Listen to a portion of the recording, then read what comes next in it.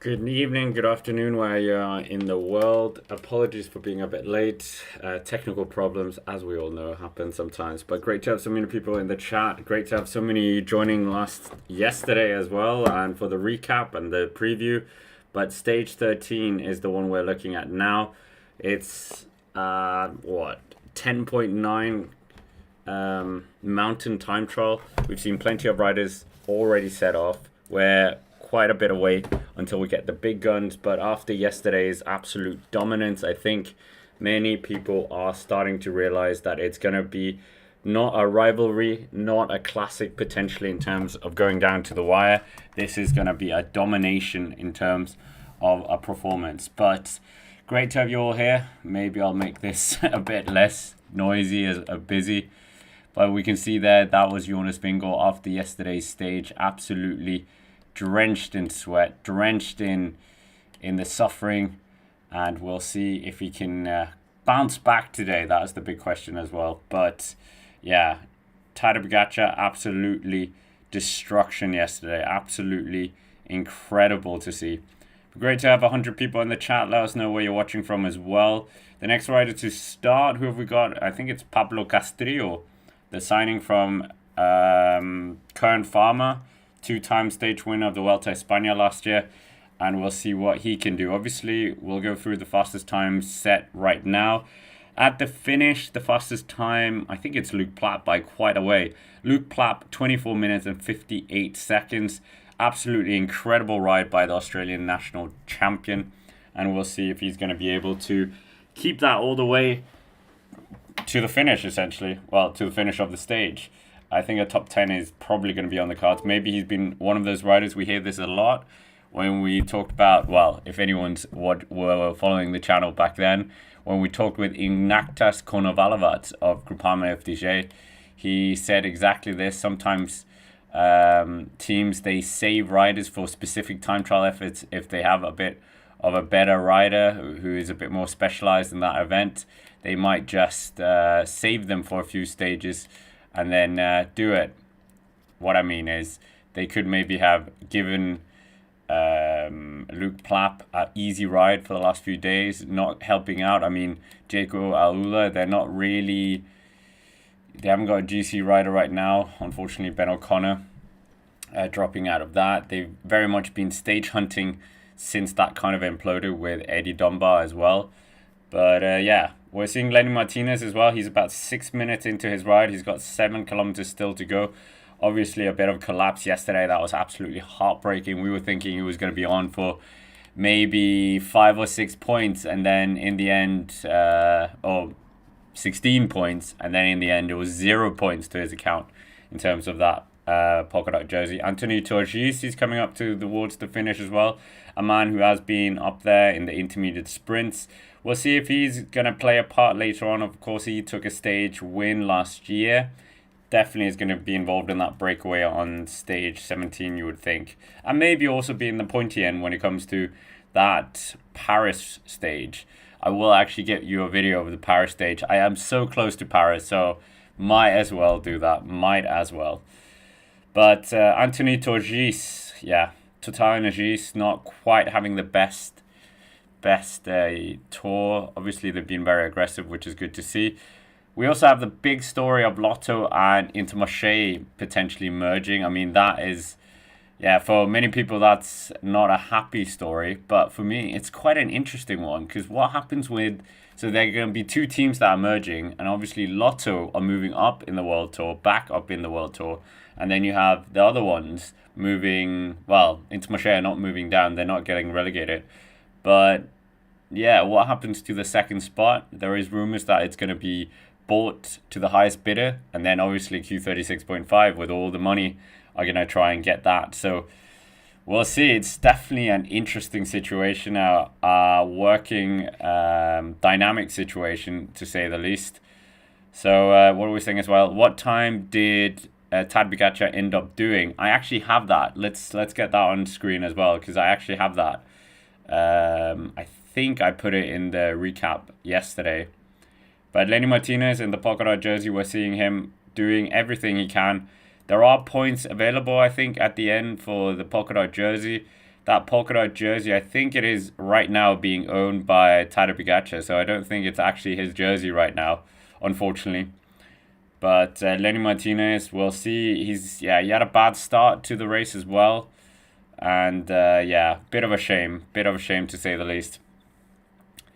Heard Pogacar's time was 36.9. I mean, I guess where you take the marks as well. I think it was 30 seconds slower than, about 30 seconds slower than Bjarne Riis. I think it was 35.08 or something like that, 35.08. Space is saying if they do merge, a lot of riders will lose a ride. Yes, and all the backroom staff as well. So I think it's going to be a bad one. Every time we see teams merging, it's bad for cycling, let's be honest. It's always bad for cycling because then you lose another team. Lotto, great history. Intermarché, great history as well. And then with those two going together, we're going to lose. We're going to lose a team. That's the bad thing to take from that. But we're seeing Brian Coquard, broken finger, it seemed yesterday. So that's not good. But obviously you can actually ride with a broken finger. These guys are super hard, many of them. Hard as nails. So we'll see if they're going to be able to do something here later in. They've not got many stages to do something Cofidis. We've got a hard stage tomorrow as well coming up. So is it going to be another stage win for Tadej Pogacar? I mean, at this rate, he could be by 5 stages tomorrow evening in the stage. Great to have Rhonda from Canada, obviously. Great to have you back. Watching from Beijing, China as well. Great to have a lot of people around the world. We're, of course, united by our love of cycling. Pavel Sivakov coming up towards the line as well. He's not been having the best Tour de France. Seems like he's lacking a few percent as well. We will wait and see. What are we saying? This 37-year-old with undiagnosed ADHD. Okay, fine. I'll get rid of these things. I thought I'd just add some movement. We'll just put suffering Jonas in. There we go. But it's going to be a bit of a long one. Lenny Martinez overtaking, I think, Tobias Lund Andresen here, friend of the channel. But the fact that these two are so close to each other in the GC is crazy. Tobias Lund Andresen, obviously not a climber. He's not a completely pure sprinter. Not completely given his own opportunities either. So we will wait and see. But for the time being, Luke Plapp, as we said, is leading this right now. So we'll see how far he can take this in. Obviously, since it's a climb, I think we're going to get... It's going to be the GC riders that are going to be the pointy figures in this stage. They're going to be the ones that really challenge any time by any of these riders. So we'll wait and see for that. But it's looking very good in terms of a big GC battle. Maybe many people hoping that we are going to get... what am I saying? A lot of people are hoping that we're not going to get a completely domination, that's the word, for Tadej Pogacar. So there's still a bit of life left. I saw someone saying yesterday that they were hoping that Tadej Pogacar takes back a minute on Tadej here. I don't think that is happening. Let's be honest. We have to be realistic. After losing 2 minutes, it's gonna be hard. It's gonna be very hard, to be honest, to see Jonas taking any time on Tadej at any part of this race, unfortunately, and that's just the reality right now after that absolute incredible performance by him. So we'll wait and see, but Lenny Martinez has 4.6 kilometers to go. We'll see if he can get himself inside top 10 and just limit or get some more points as well. Obviously, he really, really needs it. If he is really going for this jersey, he needs to do something because that jersey is absolutely disappearing from him right now, unfortunately. And I don't think we're going to see him winning this jersey. He's not riding as well as you would want, unfortunately. So we'll wait and see. But for the time being, he is wearing that jersey, but not leading that jersey. That is the key point here. So we will wait and see. But I don't have a lot of hope that he's going to be winning this jersey by the time we get to Paris. But anything can happen. But he's definitely been suffering a lot. We're seeing Mathis Lovell as well coming to the finish. He's going to bag himself potentially a top 10 for the time being. Obviously, this provisional top 10 is not really anything, is it? Because most of these riders are not good climbers. That's why they are there in that starting position they are. Well, they're all good climbers. We know this. Tour de France, they're all good climbers. Yeah, but it's just that they're not as good climbers as the ones towards the front. Because all these climbers, even the sprinters, are good climbers because they need to make it through all these mountain stages. Yeah, I mean, Lenny Martinez, what can he do in this? I mean, there's a lot of support on the mountain for him, and maybe he will be able to do something in this top 10. He was 10 seconds down on the first intermediate time check. Obviously, the climb favors him a bit more. We talked about in the recap as well that, or Ewan actually told us this, that Remco Evenepoel is rumored to doing a TT bike all the way through. So, yeah, maybe he's going to do it. Depends how comfortable he is on that bike. It depends, yeah, obviously. Space saying Pogacar's Hautacam was 35 minutes and 20 seconds on my watch. Yeah, well, there you got it. That is 1 minute quicker than Lance Armstrong. And, yeah, almost less than a minute slower than Bjarne Riis. Absolutely incredible numbers, and he went almost from the bottom as well, which made it very incredible as well. But we'll wait and see what happens on this stage. We've got Lenny Martinez absolutely throwing it down at the front, trying everything. He's about 15 minutes into his ride here, 3.6 kilometers to go. In terms of next interesting riders that we've got coming up, let's see. Luke Plapp's time is the one he's looking out for, if he's going to be able to do it. The next rider, Andreas Leknesson, could be quite good. We've got Andreas Halle Johannessen as well. How is he feeling? I mean, how do they prove with the twins who's who? Do they do any kind of checks? Because if Anas Halle Johannessen is feeling better on this day, could they just swap twins? Has that ever been done? I'm sure twins could maybe do it. But this year, we've got 2 twin pairs in the race. I don't know if we've ever had that before. The Yates brothers and the Halle Johannessen brothers. I think that's quite a funny stat. Yeah, doing very well, both sets of pairs this season. But Lenny Martinez, he's coming to the second time check here, and he is 9 seconds, or about 10 seconds down on that second intermediate time check. So he is going to be challenging this for sure. I think he is going to find himself inside the top 10, I think. Well, I think he's going to be second by this rate.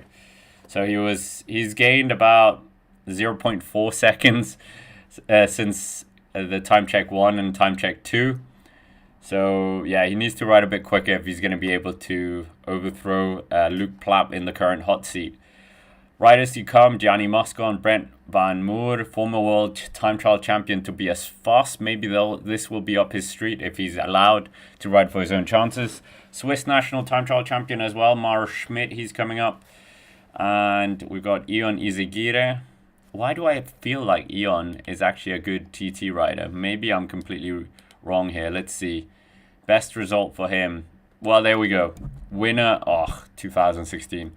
That's a bit far away, but he finished second in the 2021 Criterium du Dauphiné time trial as well. That was a bit of a lumpy one to Alexei Lutsenko. Actually beat Tadej Pogacar, Jonas Vingegaard on that day as well. So we will wait and see if he can replicate anything like that, the Cofidis rider. Alexei Lutsenko, who actually won that stage. Did he not win this time trial? Didn't I just say he won it? Or did he come close? Let's find out. Pro Cycling Stats. Yeah, he won it back in 2021. He won the Summer Asian Games as well in 2023. So Alexei Lutsenko, not a bad man when it comes to the time trials, but he hasn't really been in great form. We know this with these transfers to Israel Premier Tech. It often goes south for many of these riders. But Anas Halle Johannessen is the next rider to come up. What can he do as well? Winner of the Tour of Slovenia. brother to, or twin to the man we talked about, Tobias Haljohannesson, who's currently sitting in 8th place. Uno X are doing a formidable job in this year's Tour de France. They've gotten that stage that they wanted for so many years, and maybe they can do something more here. Now they've got that stage ticked off. They want to get a top 10 as well. If they do get that, that will be absolutely immense. Absolutely immense, to be honest. We're seeing Ivan Romeo, the under-23 world time trial champion, not really lighting up anything here, unfortunately. He finds himself, I think he's going to fall outside the top 10 almost. The provisional one anyway. He gets the 8th fastest time, 3 minutes and 37 seconds down. Maybe they just said, keep it easy. Just get through the stage. We have bigger days to come. So, yeah, just take it fairly easy if you can. Yeah, we will wait and see. We will wait and see. But for the time being, it's looking like the big boys are going to be taking the top 10. Maybe we could get the top 10 riders actually taking all the top 10 places in this stage. I mean, we got Florian Lipovic, we got Roglic, we got Tadej Pogacar, Jonas Vingegaard. I mean, it is going to be a Remco Evenepoel, a who's who. So I think the GC, it probably will change a bit. We'll see. Well, we'll look at the top 10 as well soon as well to just see who's under threat in terms of those places, if anyone's coming up behind as well. But we're still following Lenny Martinez, 1 minute and 1.8 kilometers still to go to the finish. How far is he off that time of Luke Plapp? Luke Plapp is the target time that he's aiming for here. So are we going to see Lenny Martinez potentially getting involved in the top 10 provisionally, the second place? I mean, he desperately needs to get more points if he's going to get back that polka dot jersey. He sits on equal points with Tadej Pogacar at 27 points. And I think Tadej Pogacar is going to be taking another polka dot jersey, if I'm honest, because yeah, Lenny Martinez, if he's our chief candidate and he's not looking too good, yeah, I think that jersey is going to be, definitely going to a GC rider, but I think Tadej Pogacar probably. Pavel Sivakov, the French rider, or French-Russian rider, he's coming up towards the finish here as well. Born in Italy, French mother, Russian dad? Very interesting background to say the least. But Pavel Sivakov, former top 10 finisher at the Giro d'Italia, former under-23 Giro d'Italia winner as well, and now finds himself in that role of helping Tadej Pogacar to victories. And he's been reportedly a bit sick as well, so maybe that's been the reason why he's been a bit under the weather. But his role is definitely going to be quite an important one deeper into this race nonetheless. And we will see what he does later on in this race for Tadej Pogacar. But for the time being, it's going to be a fascinating battle this with those top guys. But he stops the clock, 3 minutes and 55 seconds down, 16th provisionally. So Pavel Sivakov not lighting anything up. And of course, this is just one of those where he's just going to get through it. It's almost a semi-rest day for the riders as well. It's half an hour effort and then get back to the team car, just relax, do whatever you want, and watch your teammates as well potentially win another stage. But for the time being, it's looking fairly good right now for Luke Plapp. He's going to be in that hot seat, I think, until we get the top 10 of the GC. Damien Touzon coming over, 3 minutes and 1 second, 4th fastest time provisionally. So maybe he's going to be able to do something here. We've got Lenny Martinez roaring up this road as well. Is he going to be able to do something? Come on, Lenny, you can do it. Come on, Lenny. He's got 1.1 kilometers to go. 1.1 kilometers to go. This could be an interesting one for him if he is going to he's under 1 kilometer to go now, so I'm not sure he's going to be able to do this, if I'm honest. I think this is going to be quite a close call. I think he's definitely going to be finishing inside the top 10. Tobias Foss, the other Tobias, Norwegian Tobias in this race. Norwegian national time trial champion, former world time trial champion, the Ineos Grenadiers rider. What can he do? Is he riding for his own chances here, or has the team told them, you need to relax. You need to just get ready for other stages. We're going to try and do something for Carlos Rodriguez. Obviously, Ineos Grenadiers were trying a big tactical act yesterday, really throwing it up for Carlos Rodriguez. Didn't quite happen, and it all blew up in their face, unfortunately. But Carlos Rodriguez might just be going backwards after this. That effort we saw from them yesterday could maybe just eat into their energy reserves today. But Lenny Martinez has 600 meters to go here. Lenny Martinez, what can we say, the new star in the making for Bahrain Victorious. He's super young, as we know. Very good rider. He's inside a minute right now, but he hasn't got to the finishing line yet. So we'll see if he is going to be able to make it. He's battling all the way. He's got 1 minute and 3 seconds now. Less than a minute to go. 400 meters left of the climb. So is he going to be able to make it up? It's going to be very close here. 10%, 11%, 50 seconds to go. 300 meters. He can see the finishing line agonizingly, but is he going to be able to take the fastest time? This is going to be an interesting fight.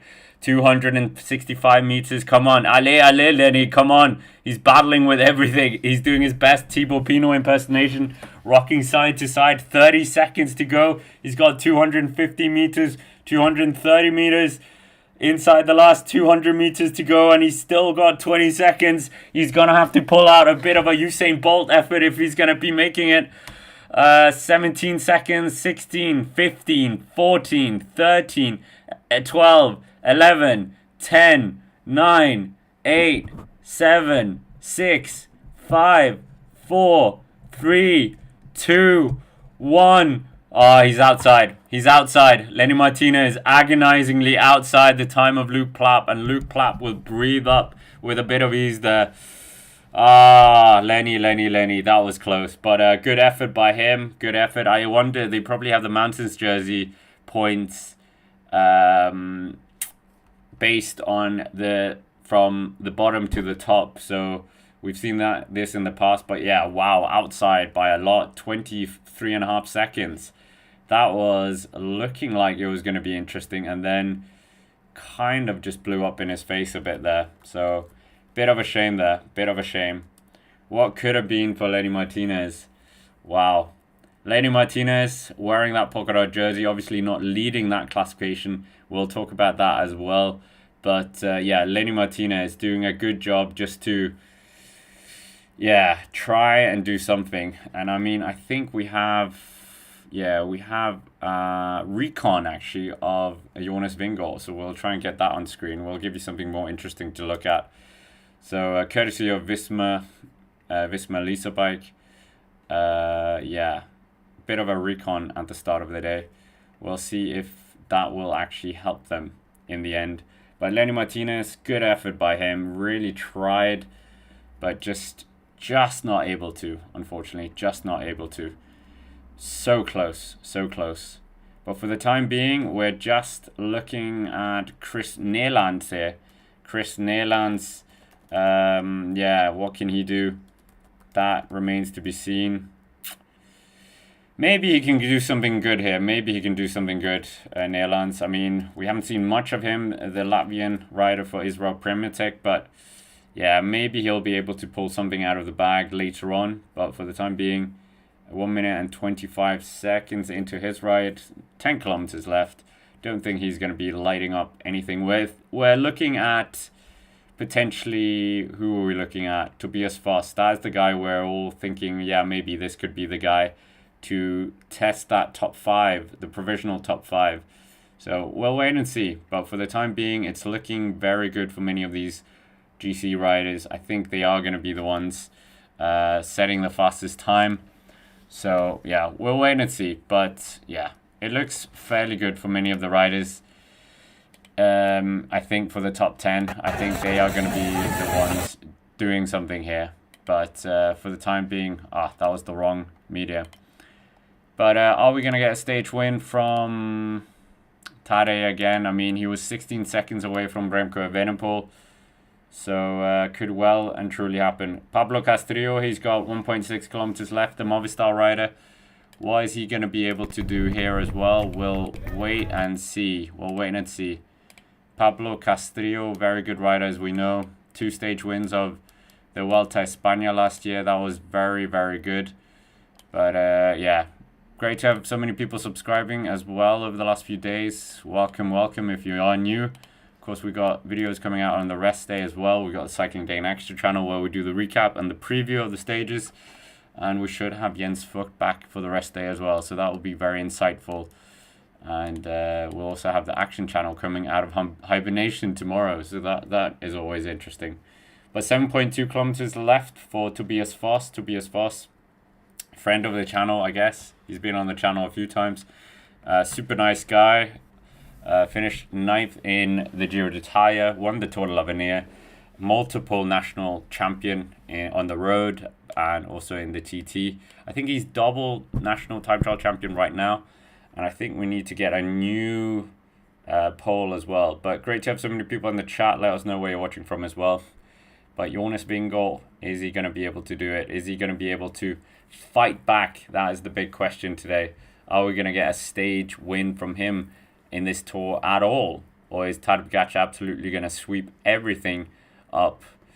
Yeah, absolutely demoralizing effort for Visma Lease Bike yesterday.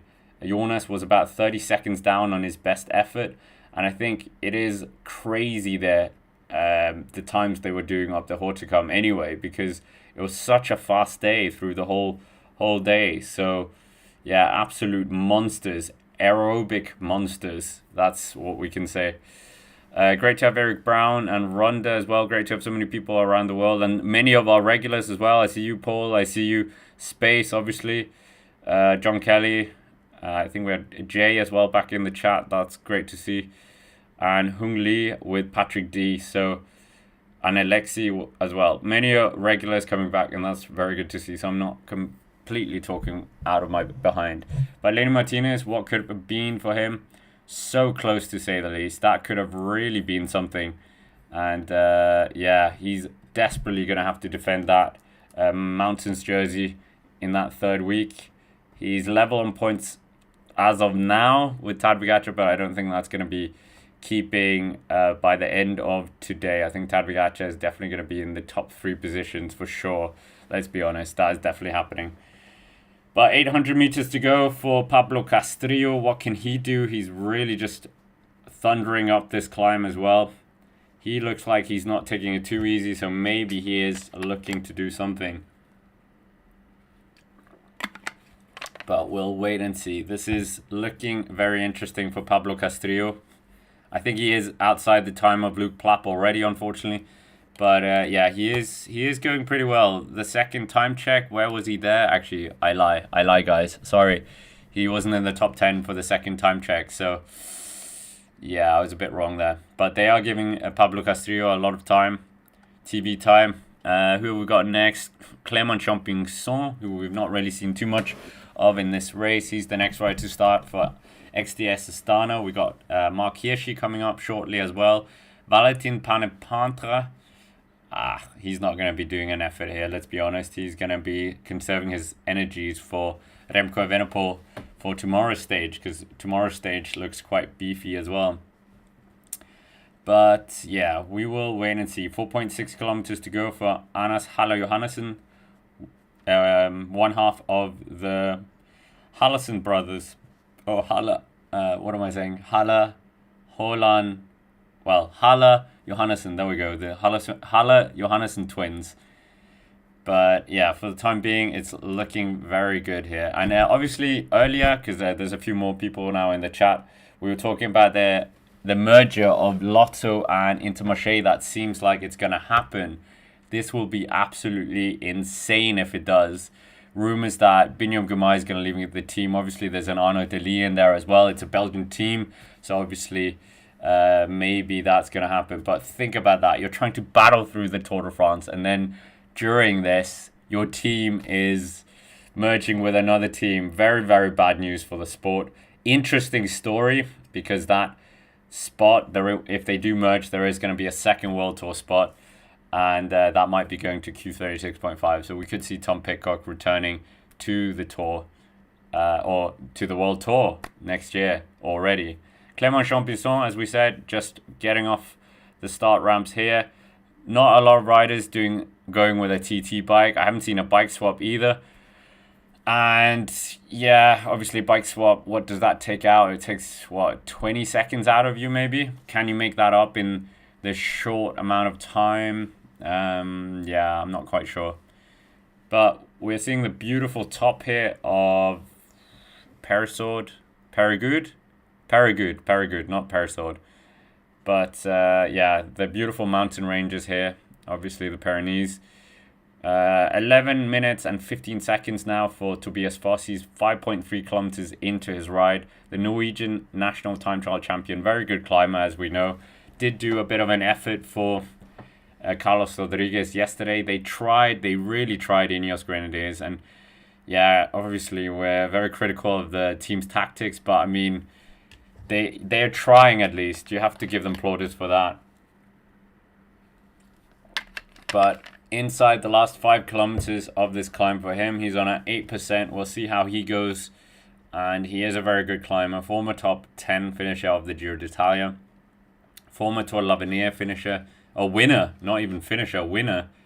So we'll see if he's going to be able to do something here. He's not really been riding the GC for the most part in the last few years. He's more been riding as a domestique for his teammates, being more of a time trialist in that regard.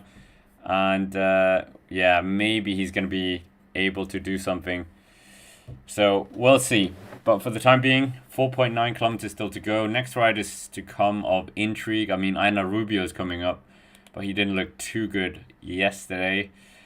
Julien Philippe is coming with Michael Stora in about 15 minutes. Those two riders. There's 2 minutes. It's 1 minute and 30 seconds. And then obviously we're coming into the top 10. I think it's going to be 2 minutes. I mean, one of my friends messaged me and said, do you think Jonas is going to be caught by Tadej Pogacar on this climb? I mean, he did finish 2 minutes ahead of him, more than 2 minutes. So it could absolutely happen if they go the same speeds like yesterday. 4.7 kilometers still to go here of the stage. Who is going to be winning this? That is the big question as well. Many guys are thinking this is going to be Tadej Pogacar out of the peloton. But Andreas Halle Johannessen, Anas is not Andreas. They've got Andreas Leknesson, and then there's Anas. I think Leknesson is on, Leknesson is his 90-second man. And then you've got Jonas Abrahamsen up there as well. Abrahamsen looks like he's going backwards a bit. So we'll wait and see. But Anas Halle Johannessen, he's coming up to the intermediate, I think the final time check. So the final time check before the finishing line. And we'll see what his time was. I mean, Abrahamsen did find himself inside the provisional top 10, but I think Halle Johannessen is not inside that. Tobias Foss as well, whereas I don't think he registered a time inside the first intermediate time check. Has he gone past it yet? Alexei Lutsenko is coming past that first time check momentarily as well. Will Barter's on the line as well, or coming up to the finishing line. I think he got inside the top 10, the American. 3 minutes and 8 seconds down on Luke Plapp. Luke Plapp still leads with 24 minutes and 58 seconds, but I don't think Tobias Foss is going to be doing anything here. So Tobias Foss fans, myself included, our man is not going to do anything. But for the time being, it's still Anas Halle Johannessen that the TV cameras are following. We'll see if they're going to be able to do something deeper into this race as well. Uno X, I think Uno X would absolutely take an 8th place and a stage win. If they get, they have the stage win already, but if they can keep that top 10 position, they will absolutely love that. They will love that for sure. 2.8 kilometers still to go for the Norwegian. Panapantra is probably going to would have been on paper the next rider to look out for, but obviously he's a domestique. Wout van Aert coming up as well, but I don't think Wout van Aert is going to be doing anything in about 16 minutes. Santiago Buitrago could maybe do a good time. He's coming up in 20 minutes. Geraint Thomas, he would look to try and do something. Obviously, the last time he was in a mountain time trial wasn't a very good one for him in a Grand Tour because he lost the Giro on that day to Primož Roglič. Yeah, we will wait and see. But it's a very hot day, exposed day as well. Yeah, really roller coaster of day yesterday, and Tadej Pogacar winning his third stage of this year's Tour de France. And what a batting average he has in terms of stage wins to a Tour de France. Never left a tour without stages. Yeah, stages, not stage. But Brent Van Moor coming up towards the second time check. He's not really going to be troubling anything either. But the current top 10 on the finishing line is Luke Plapp, leading ahead of Lenny Martinez, Fred Wright. Then we got Leonard Van Eetveld, Damien Toussaint, William Barter, Caden Groves, Vitor Barret, Jonas Roch, Matej Mohoric, and Dylan. Oh, that's it. Dylan Teuns finishing in 13th, so the Coptis rider who's been very silent in this year's race, unfortunately, so far. 3.4 kilometers still to go of the stage, and what is going to happen on the stage? Many people are thinking maybe Remco Evenepoel could try and take this, but I mean, we saw last year in the Nice time trial, not quite a mountain time trial, but it did have a small mountain in there, and Tadej Pogacar absolutely blitzed that as well. So yeah, we'll wait and see. Great to have Carousel Vertigo as well.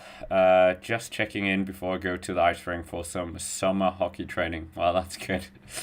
Yeah, Tobias Foss, he gets the 4th fastest time in the second time check. So maybe he will be able to trouble the top 5 by the end as well.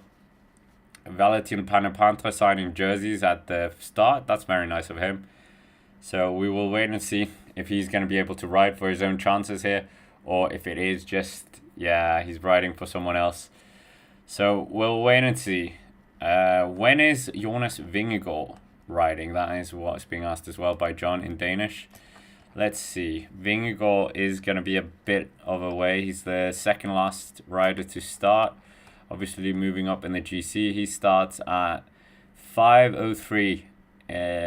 So less than 2 hours away. Less than 2 hours. But plenty of other riders to look out for as well. It is a 2-minute difference between the top 10 rider, I think. When we get into the top 10, it will be two minutes apart. It's currently 1 minute 30 apart. So yeah, not that 1 minute apart. They just want to make sure that they have a bit of a gap here. So yeah, if you catch two riders, that would be very good climbing by you, or very slow climbing by the other riders. Clément Champusson, we're seeing him. I think, is this Valentin Panapantra? He looks very, very skinny. Very arched back as well. Valentin Panapantra racing like anything. So I think he might actually be able to just ride for his own chances here. Kasper Asgreen, 12th at the finish. 12th at the finish for the former rider.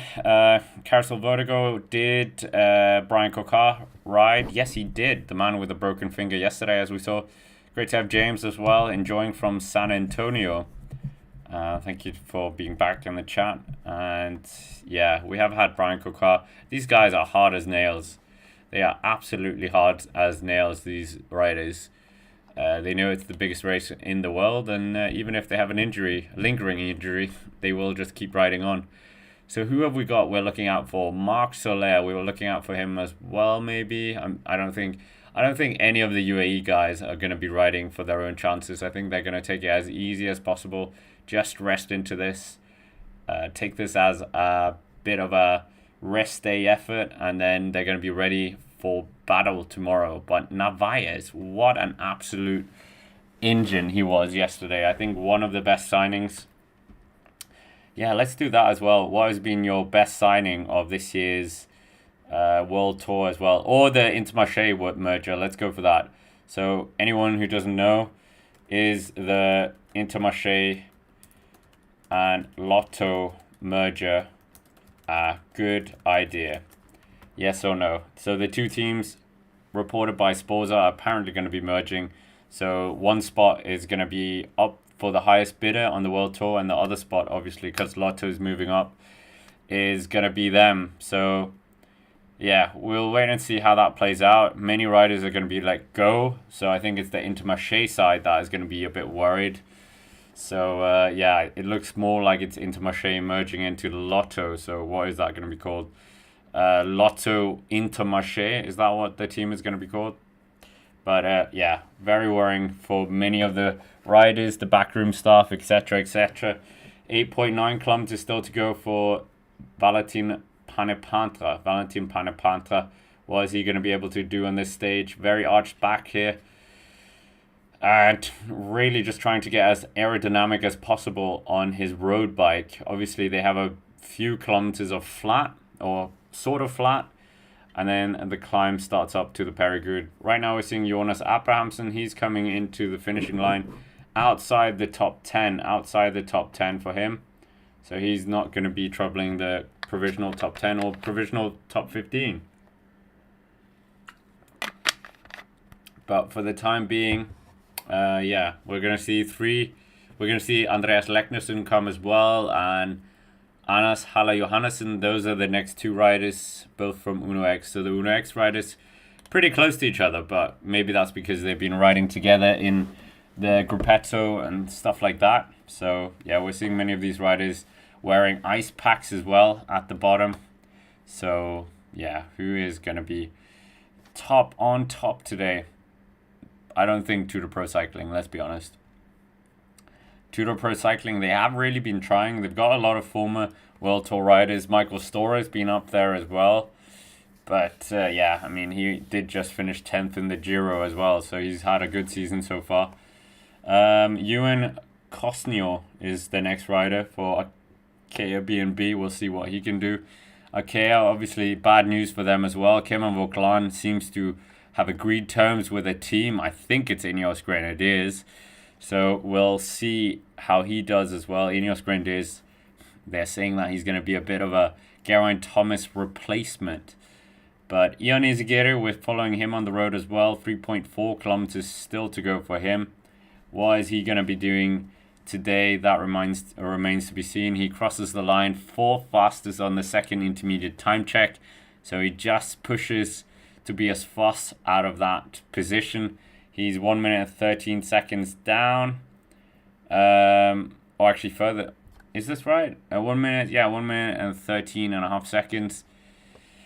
So we'll see where he ends up. Has he done a bit of a negative split? I mean, Lenny Martinez is still sitting in that second place. He dropped a lot of time from the second time check to the finish line. So Lenny Martinez, a bit brutal couple of days for him, unfortunately. But 7.4 kilometers to go for Valentin Panepantra. I think he's battling as much as he can to try and get a good position here. Who has done a good time that is worth talking about? Mike Chernisson, 28, 4 minutes and 4 seconds down for Astana. I mean, Astana has been a bit underwhelming, unfortunately. We were hoping they were going to be very aggressive, but that hasn't really come to pass. Aina Rubio is the next rider to start. The former top 10 finisher in the Giro d'Italia should be a danger man potentially for a top 15 place. So yeah, we'll wait and see. Yeah, it could be a good one. So let us know where you're watching from as well. Many regulars in the chat. The chat is always buzzing, which is so good. Keeps me very entertained. 7 kilometers to go. 7 kilometers to go for Valentin Panepantra. You guys have ruined bike racing for me, because now I can't just watch some random bike race. We need to have the chat going as well. But 6.9 kilometers for Valentin Panepantra. We'll see if he can actually do something. Such a strong rider. Has had a bit of a unlucky couple of moments in this year's tour. Did crash as well. I can't remember what was that crash for as well. But Valentin Panepantra having to do the Mikael Landa role to some extent for Remco Evenepoel. Remco Evenepoel suffering a bit yesterday, but did ride his own tempo and just managed the effort pretty well to do his best. So yeah, Remco Evenepoel podium. I mean, that could be another question as well. Yeah, Remco Evenepoel. Where do you think he's going to be finishing the Tour de France? Where will Remco finish the Tour de France 25 this? Will he finish third, fourth? Maybe I should say second as well. Fifth or other. So other, I guess, could be anything else. So Remco Evenepoel having a bit of a sufferfest yesterday, but he did manage his effort pretty well as well. Great to have Czechia in the house and the Philippines. Czech Republic, Czechia, what have we got in terms of, haven't we got a Czech rider, or am I just absolutely thinking Stibar is in the race? But of course he's not. Czech rider. Yeah, we got Pavel Bittner. There we go. There was a Czech rider. Julien and Philippe sitting together with Wout van Aert. These two absolute megastars of the sport. What can they do as well? Both of them sponsored by Red Bull. There's Red Bull shoulders or Red Bull sleeves of Alaphilippe and the helmet for Wout van Aert. So, yeah, Tobias Foss, the Norwegian national time trial champion, he's coming up to the front as well. 1 minute, he's far down. So he's going to be inside the top 10, I think, but he's not going to be troubling. He's not going to be troubling the fastest time here. So doing anything they can to just keep this up at the front, but we will wait and see. But for the time being, it's looking very good. Oh my goodness. This thing that happened at the Coldplay concert is everywhere with the CEO of the tech company. It's everywhere. I'm waiting to see the cycling memes that are going to come out with that particular moment. But Clément Champusson, that was a random tangent. But Clément Champusson, he's coming towards the finishing line. This penultimate time check for him. And Tobias Foss confirmation there. 2 minutes and 26 seconds and 39 milliseconds. Tobias Foss not quite repaying the faith that we had a bit in him. But obviously he had a big day yesterday as well. So we will wait and see. For the time being, it's a very, very big day this. Very big day, to say the least, for many of the GC riders. It may only be about half an hour, less than half an hour's effort, but it could absolutely be something. Ooh, Carlos Rodriguez said something as well about the Ineos Grenadiers thing. He said, we started as an ideal... Okay, I can show you guys this as well.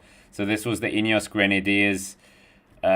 He's commenting on their breakaway tactic yesterday, where they committed with 5 riders up in that break, and they really tried to keep the break alive for as long as possible. And obviously they were also the reason why behind they were going quite hard, because many of the lower top 10s were feeling threatened by these guys. And unfortunately they kind of imploded a bit, Ineos, but they did try. So I'm trying to not be too critical of Ineos Grenadiers. We normally love to be critical of Ineos Grenadiers, but they are in a bit of a rocky patch, so we'll be a bit kind. But here is what he said. So Carlos Rodriguez, we're seeing Ion Izagirre on the line, but let's just have a look at this. So this is what Carlos Rodriguez said. He said, we started as an ideal and promising situation, ended up as one of my worst days on the bike. Anyway, I'm super grateful to my teammates for all their work, believing and delivering me in the best position possible. Plenty of chances to come. We'll keep fighting. So, I mean, obviously it was a bit of a sad ending for them, to that situation.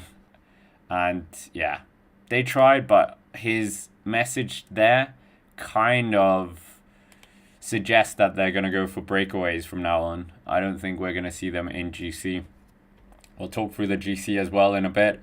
But Julien Philippe, what is he going to be doing here? I don't think he's going to be doing anything. A man who has, of course, tasted success in the race, in the yellow jersey, winning time trial, but I don't think he's going to be doing that here. Julien Philippe, very good in the Tour de Suisse, as we said, but is he going to be able to do it here? I don't think so. we'll wait and see. But for the time being, it is a bit of a long day for him potentially. But we'll wait and see. He could maybe pull something out of the bag.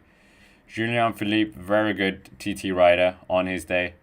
So, yeah, we will wait and see. Oh, we also have a picture of Jonas Vingegaard. Let's get that on the line as well, or on the stream. Yeah. Interesting setup from him. So, Jonas Vingegaard, this looks interesting. He is going for... Yeah, he is not going for a completely mountain road bike here. This is a bit different. So I'll get that on screen as well. So yeah, Jonas Vingegaard is going for a bit of a different setup. Yeah, let's see if we can get that on screen as well, because this gives us a bit of indication what Visma Lease Bike are trying. We know they've been trying various different things. We heard the rumors that Remco Evenepoel was gonna try. This is from Anas Mielke as well. Actually, weird connection to the channel as well, but we don't need to go into that today. Yeah, there you can see it. This is the climb. Bit of a mess, the screen now. I'll organize that as well so nobody goes completely crazy. But yeah, you can see the setup there. It is a TT setup. We're seeing Wout van Aert starting as well. Wout van Aert, what is he going to be able to do right now? We'll wait and see. But I mean, he is certainly a very interesting one to follow as well later on in the Tour de France. But yeah, there's many riders who are going to be suffering today, let's be honest. Yeah, there's a lot of things that can still happen on today's stage. But who's it going to be? Lenny Martinez, so close. What could have been for him? Absolutely. Could have been an amazing one for him if he still said second, which is still a good time right now. Not really anyone of interest. I mean, Aina Rubio is the one we're kind of looking out for as well. That setup, I mean, we could ask you guys as well. I don't know how many people experienced that climbing a TT on a road bike, on a TT bike. I've never climbed a mountain on a TT bike. Sounds horrendous, if I'm honest. So we'll wait and see. Great to have Bogdan as well. Great to have so many people around the world. We've got New York in the house as well. But who do we think is going to be winning? Remember, we've got the recap race analysis later on as well, hopefully with professional cycling journalist Ewan Wilson of Cyclist Magazine. I think that's what they're called officially. But 9.6 kilometers to go of Wout van Aert, a man who has tasted success in a time trial in the Tour de France in the past. But is he going to be doing that here? Maybe not. Maybe not. Who knows? But for the time being, for the time being, it's a battle of the domestiques right now. We've got Valentin Panapantra. He is doing his best to just keep the pressure on as well. Maybe he's going to be able to do something inside the last 3.7 kilometers. We'll see where his time check stops. Yeah, there's a lot of riders doing a good job right now. Just keeping the pressure on. They want to try and see if they can just keep the momentum going. But for the time being, we still have the Australian, the Aussie, what is he? He's the Australian national time trial champion, Luke Plapp, who's not quite been having the best Tour de France, which he would have wanted. I mean, the team desperately want a big result. I mean, what more can we tell you about Luke Plapp? Second in the UAE Tour in 2023. That was a really good result. I remember that. Second in the under-23 time trial in 2021 to Johan Price Pedersen of Denmark. But right now, 8.5 kilometers to go for Wout van Aert. Valentin Panapantra just upping the tempo a bit here for the second intermediate time check. Looks like he's going to be inside the top 10. He is. He's fifth fastest on the second or the penultimate time check. So about just over a minute down. So we'll wait and see if he's going to be able to do something into this, but it's looking pretty good for Luke Plapp to sustain many of this. Ooh, I didn't know this. Maximilian Schachmann is the German national time trial champion. I think I've just forgotten about that championships after Tony Martin retired, unfortunately. That's on me, not on the Germans. But yeah, for the time being, Maximilian Schachmann, we'll see what he can do. Are we going to see a stage victory from Soudal Quickstep today? I don't think it's going to be with this man. If they are going to do it, it is going to be with Remco Evenepoel. So 41% of you believe that Remco Evenepoel is actually going to be winning or finishing third. So maybe we should give you some more choices. It's quite a close one. We haven't talked about the top 10 in the GC. Maybe this is the perfect time to do that because we have a bit of a lull in terms of riders. Not really. I mean, there are interesting riders on the field. The current top 10, let's just check if anything's happened. We have Luke Plapp in first place, 24 minutes and 58 seconds. That is the benchmark for the rest of the riders right now. Lenny Martinez, 23 seconds down on that time. Tobias Foss, 2 minutes and 26 seconds down. Fred Wright, fourth place currently, 2 minutes and 42 seconds. Then we got Ion Izagirre, fifth place. Lennart van Eetveld is sixth place. Seventh place, Damien Toussaint, William Bata as well. Maybe we should just get you this on the screen because the screen isn't really big enough, the interacting screen. So we got plenty of riders still to go. We got 62 riders. So there is a bit of way to go until we see Tadej Pogacar and Jonas Vingegaard. But obviously we can just nerd out completely while we wait. That is the interesting part with these time trials, is we can get to know the field a bit more, and is why I always like to have the opening or more time trials happening. But Santiago Buitrago, he's underway as well. Is he going to be catching Schachmann? You never know. Wout van Aert, what did he set on that first time check? That will give us an indication. I mean, Jordi Meeus is inside the top 10 on their first time check, so he went out very, very fast. Anthony Torgis, Lenny Martinez, we talked about, Lennart van Eetveld, but currently Luke Plapp has the fastest time on the free intermediate time checks as well. Yeah, Space is saying that photo is mind games. I mean, it could be actually. It could be mind games from Visma Lisa Bike. That would be very funny as well if it is. But Tadej Pogacar is the man that many people are fearing for this stage. He could be the favorite. He could be winning this stage. He's won many stages in the Tour de France, many different stages. He's won time trials in the past as well. We know that. And he could maybe even win this one as well. We'll wait and see. But yeah, it was a very defeated Ineos Ineos Grenadiers, yes, but Visma Lisa Bike as well. It's a very uphill battle if they're going to do anything. We will get the GC, so we can talk about that a bit later as well. But inside the last 2 kilometers here for Valentin Panapantra. So, yeah, Schachmann I don't think is going to be challenging anyone. Plapp is going to be in the hot seat for quite a while, I think. He did a very good time, and I would be interested to hear the interview if he does win this stage. That would be absolutely incredible. But a bit of a rest day for many of these riders as well.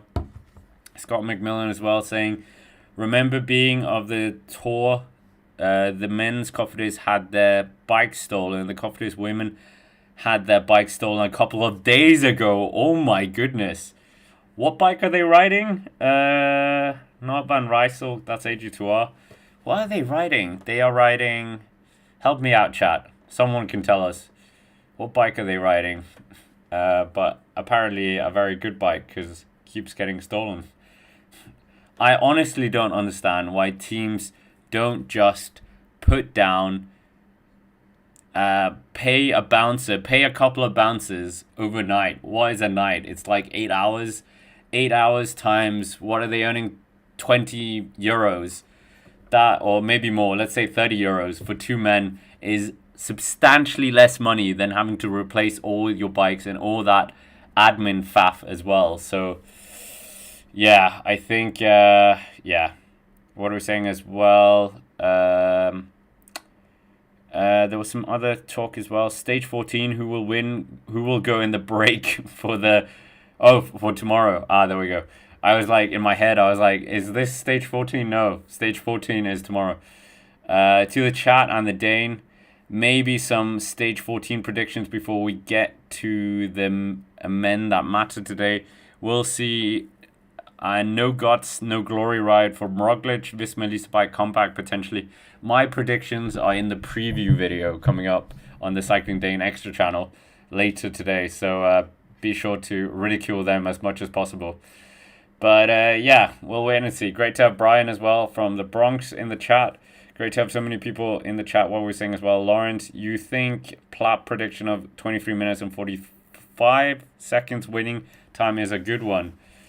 Ooh, you think he's going to lose 1 minute and 15 seconds? How can we do this calculation? Are we going to be inside 24 minutes? Inside the 23? Is there going to be a 2-3? Is that going to be on the winning time? But speaking of TT, national champions, Bruno Amarai is the next rider to start. Geraint Thomas coming up as well. He's a good time trialist. He's won a time trial in the Tour and the Tour de France outright. So yeah, we will wait and see what is going to happen. Great to have Ecuador in the house, and we'll see if there's Narvaez, one of these heroes of this year's Tour de France for U18 moments. Obviously, Almeida suffering a lot. Suffering a lot. I mean, crashing out. Really bad for him. And Bruno Amarai, we're going to see what he can do. The national time trial champion. Former Malio Rosa Vera, as I keep mentioning when we talk about him. But obviously, he's up there in that polka dot jersey as well. So maybe he's going to be able to do something. Is he going to be the best French rider? If he is, he's going to have to beat Lenny Martinez, who's currently sitting 23.5 seconds down on the riders out in front. On the only rider out in front, Lotto. So, yeah, we will wait and see. Scott McMillan as well, the Lotto Intermarché merger, yeah. It looks like it's happening, guys. It absolutely is looking like it's happening. So, really big worry for many of these. But 10.3 kilometers to go. We will wait and see.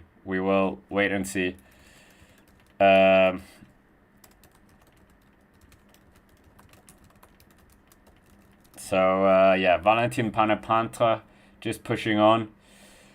600 meters to go for the French rider. He's outside the time already of Luc Plapp, so he's not going to be troubling that hot seat, but he is doing a good job just to maintain this. There's so many people up here.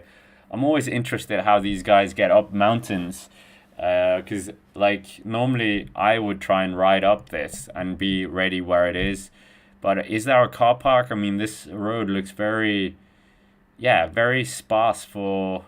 Maybe there's another way to get up. I've never been to the Périgord or Périsord. Which one is it? The Périsord, I think. Périgord?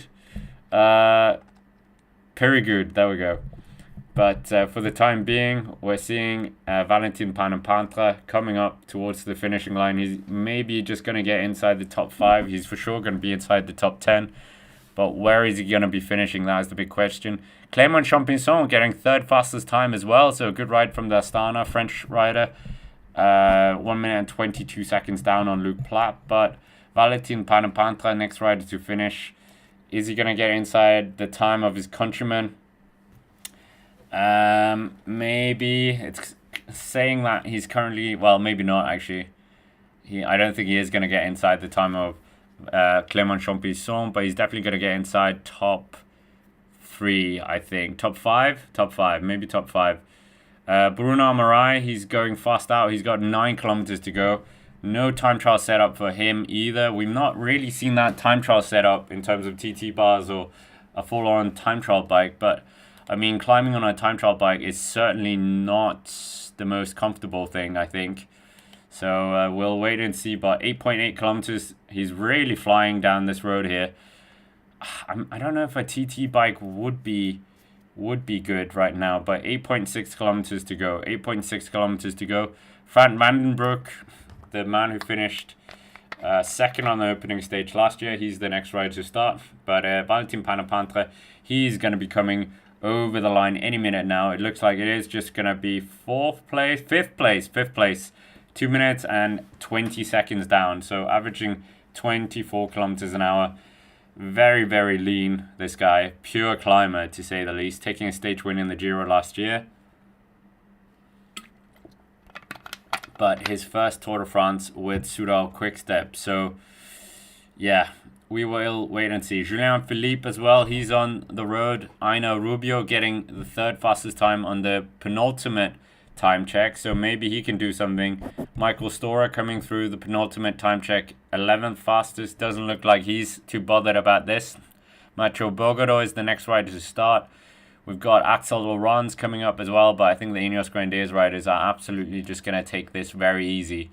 Yeah, we will wait and see. But for the time being, this is a bit of a comfortable ride for many riders. Seeing this as a potential extra rest day to some extent. But yeah, they're doing a good job nonetheless to just keep the pressure on. And we will wait and see what happens here. We'll wait and see what happens.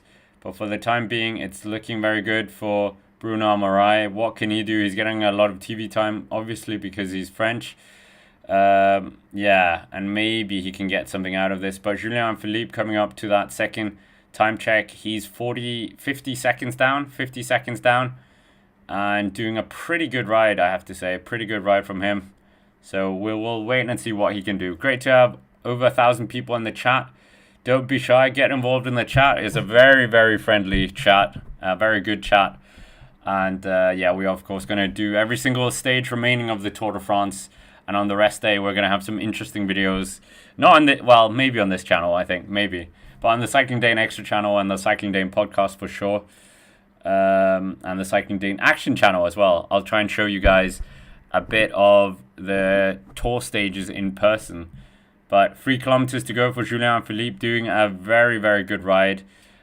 John in the comments is saying cutoff is 40% of the winning time. I mean, yeah, did everyone finish yesterday? We didn't really discuss that as well. Yeah, let's just have a look at that. Did we have anyone not finish yesterday outside the DNS did not start? So there was only one rider. Kespol is out of the race. The time limit was 19%. So 49 minutes was the time check or the time limit cut. And Brian Kokar was our last rider, finishing inside that by 5 minutes. So him and Luka Mezgic doing a very good job to just remain in there. Yeah, we will wait and see what happens. But Bruno Amarai is pushing on a lot. We'll see if he's going to be able to do something here, Bruno Amarai. He needs a good time here on the first 4 kilometers. The best time is 5 minutes and 52 seconds set by Luke Plapp, there we go. Luke Plapp. So we'll wait and see. But for the time being, it's looking very good. Julien Philippe pushing on, 2.5 kilometers to go. Yeah, what are they going to be able to do here, Turo? Can they get a rider in the provisional top 10? Doesn't look like it's going to be Michael Storer, so it might just be on this guy's shoulders. And this guy is a bit disrespectful because it's Lulu, the former world champion ×2, the former yellow jersey wearer, the former top 5 finisher in the Tour de France. But Aina Rubio is coming towards the finish here. You can see the finish. He's already 25 seconds outside the time of Luke Plapp, but he's doing a very good job just to measure his effort. I think he's going to find himself inside the top 5 maybe, or just outside the top 5, Aina Rubio. So Aina Rubio is definitely going to be an interesting one to see what he can do. But yeah, 6.3 kilometers to go. 6.3 kilometers still to go here of the stage. Who is going to be doing anything? Julien Philippe, as we said, 3rd place on that finish. We talked about Valentin Panapantra as well. Next interesting riders to start. That is the good question. Geraint Thomas came through that first time check as well. So the former Tour de France champion is on the course right now, and he is, nowhere. 56th place, so he's not doing anything. We've got Van Wilder coming up. We've got Victor Campenaerts, but obviously he's not going to be doing anything. Tim Wellens as well. The former Belgian time trial champion is coming up. Nilsen Paulus, maybe he's going to be given a good opportunity to try and do something for himself today. But Aina Rubio, he's coming up towards the finish now.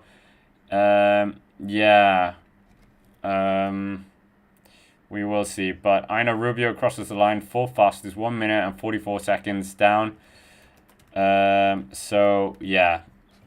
We will wait and see. But for the time being, Santiago Buitrago, 3.8 kilometers to go.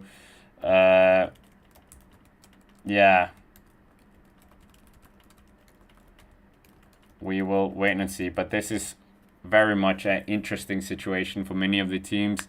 Can they get inside top 10? Is Luke Plapp that time good enough for the win? That might be a good question for you guys as well. Over 500 of you have voted. So great to have Patricia as well in the chat.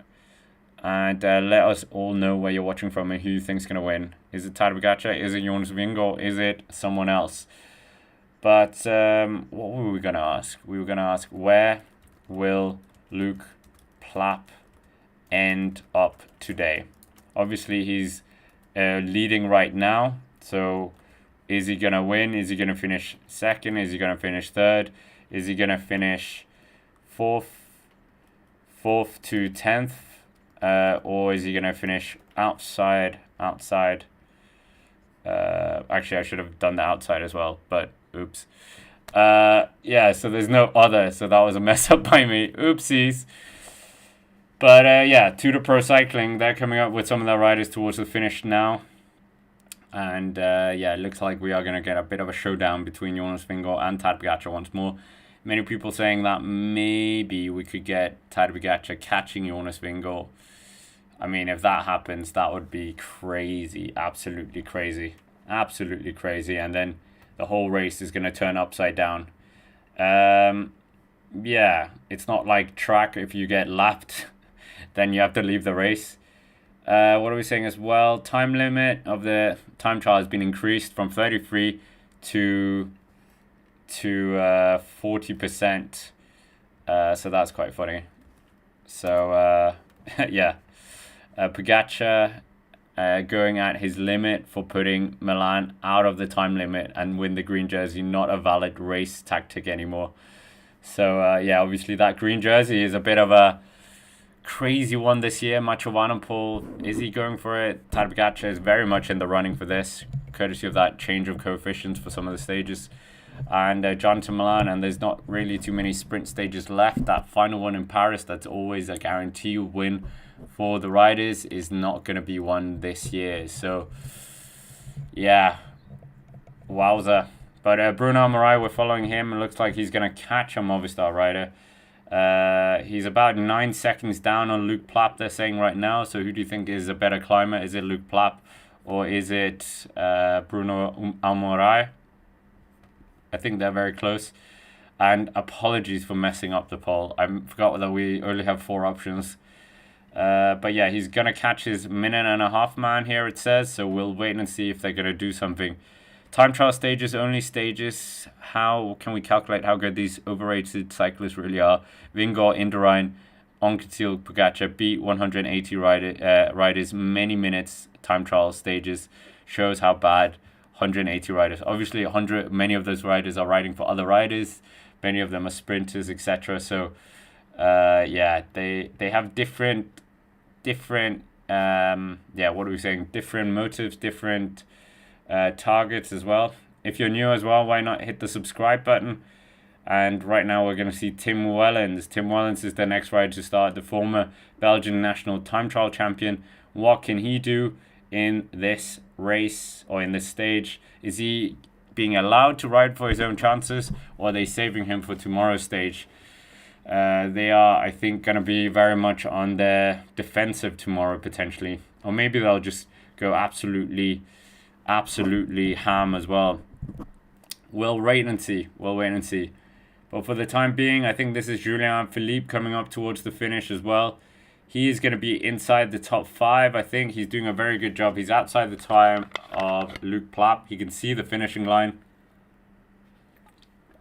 And it looks like he's going to be able to get himself up here. He's caught his teammate as well, of Michael Storer. But I don't think Michael Storer was trying. He's outside the time of second place. So now third place is the one he's gunning for. Is he going to be able to stop the clock before it passes the second place or third place? We will wait and see. 25 minutes and 42 seconds, 44 seconds, 45 seconds now. He's not stopped the clock yet. This is looking like he might be 4th fastest right now. If he is going to be able to do this. He's absolutely just upping the tempo a bit more. Is it going to be a winning time here from him? He just increases the pace a bit here on the flat. 1 minute and 5 seconds, I would say.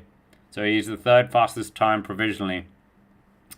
3rd fastest time. So we need to update our top 10 as well. So provisional top 10 has changed a bit. So that top 10 has slightly changed. Quite a few French riders up there. So the French will be very happy about that so far. But obviously, when the big guns come, I think they're going to be absolutely wiped off the map, unfortunately. But great to have so many people subscribing today and over the last few days as well. We've got plenty of things coming up on this channel, the Cycling Day in Extra and the Cycling Day in Action. So, yeah, what are we saying as well? CM Fnang. Will Tadej win all 3 jerseys this year? I mean, we haven't seen that since Eddy Merckx. And Eddy Merckx, of course, when he did win it, all those 3 jerseys, he also would have won the white jersey, but it just didn't exist. So maybe retrospectively, he should have won the jersey. Geraint Thomas, we've got 4.6 kilometers to go of the stage. So, yeah, Geraint Thomas not really going for it all out here. But, yeah, we will see. Who's on the bike? Oh, it's Romain Bardet. Romain Bardet is on the motorbike. We're almost at 200 likes as well. We managed to get, I think, 1,200 likes yesterday.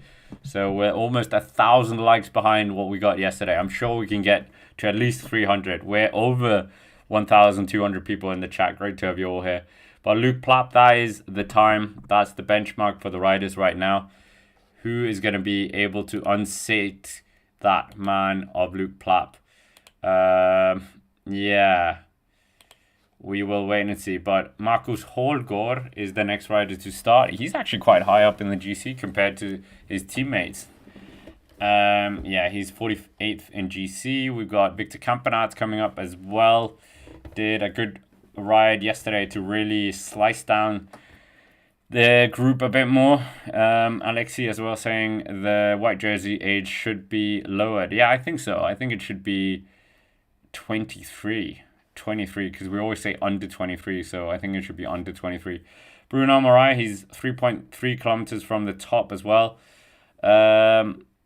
Yeah, we will wait and see. Yeah, it is Romain Bardet on the bike. Maybe he has a bit more free time and we could get an interview with him after the tour. I presume he's going to be a bit busy now as well. Yeah, Bruno Marais pushing on, 3 kilometers to go. Is he going to be able to tickle the top 5, provisional top 5? Is he going to be able to unseat Luc Plapp in terms of the intermediate sprints? Bruno Marais was 3rd in the penultimate one, 22 seconds down on Luc Plapp. So can he find 22 seconds in 3.3 kilometers? Santiago Buitrago coming inside that last kilometer. Santiago Buitrago sitting 4th on that penultimate one. So if he can just raise the tempo a bit, maybe he can do something. Yeah, we will wait and see. But I think it's time for a new poll because I absolutely botched that poll as well. So, yeah, let's ask you guys who's going to win the white jersey. Who will win the white jersey this year? Will it be Lipovic, who's not in that jersey? Will it be Evenepoel? I think there's one more guy who's quite close as well. We'll get the GC. We'll talk through that in a bit as well. But in terms of, yeah, this stage, Victor Campenaerts is the next rider to start. We'll see what he can do as well. Who's the other rider in this? We will see. Well, we'll see. Let's see the white jersey. Kevin Moklan is quite close in this one as well, so we can put Kevin Moklan and Oscar Onley. So yeah, we'll give you guys a few options for that white jersey. Oscar Onley has been riding very well, very, very well. But yeah, backwards going for Carlos Rodriguez yesterday. I think, what is the highest rider for Ineos Grenadiers in terms of GC? Let's find out that as well. Oh, it is still Rodriguez. He's in 12th, but he's 18 minutes down almost. So yeah, that is a bit brutal. Lulu, they said, this is a great effort, Lulu. So yeah, it is a great effort. He did very well, sitting inside that top 5 provisionally. We'll see how far he can get. But for the time being, he's doing a very good job. Very good job, Alaphilippe, to just stay up towards the front in various different races and the breakaways, etc. But Geraint Thomas just taking a bit easy as well. I think he's thinking about a breakaway potentially tomorrow. Ineos Grenadiers really need to try and get something out of this to stay away from our lowest tier in our tier list after the Tour de France. Maybe they might just find them towards the end here. So yeah, Quinn Simmons as well. We're seeing him with his very unique hairstyle, very brilliant mustache as well, mullet. So we'll see what he can do, what is going to happen for Quinn Simmons. But Quinn Simmons doing everything he can potentially to do something here. Not quite sure, but maybe. Riders with interesting times in the last few minutes. 12 fastest on the first 4 kilometers for Nilson Paulus, who's a good climber, so maybe he can do something. Wout van Aert was 15th over the finishing line as well. So, I mean, pretty good time by him. Marc Soler is the next rider to come. Bruno Morai is about to catch his 3-minute man, I think, of Jasper Stuyven. So Bruno Morai doing a good turn here as well. Santiago Buitrago stops the clock 1 minute and 17.5 seconds. So he is very close to that leading time of Luke Plapp. So good riding by him as well. Santiago Buitrago and Aina Rubio. These two guys, I feel, are very similar riders. Very good climbers from Colombia, obviously. And they have been showing some real good form. Yeah, we'll wait and see what happens here. But it's a very interesting one, to say the least, for the GC, what's going to happen. We'll get the GC as well when we get a bit closer to them, and then talk through who's going to be maybe losing a lot of time. We've still got 45 riders to set off. 45 riders still to set off on the stage. But Bruno Morai doing a very good turn of pace here, just upping the tempo ever so slightly. Can he do something later on in this race? Is he going to go for that Mountains jersey? That is the big question as well. Is he going to be able to do something? That remains to be seen. Yeah, Bruno Morai, good rider. Not afraid to go on the attack. But for the time being, it's looking pretty good here for him.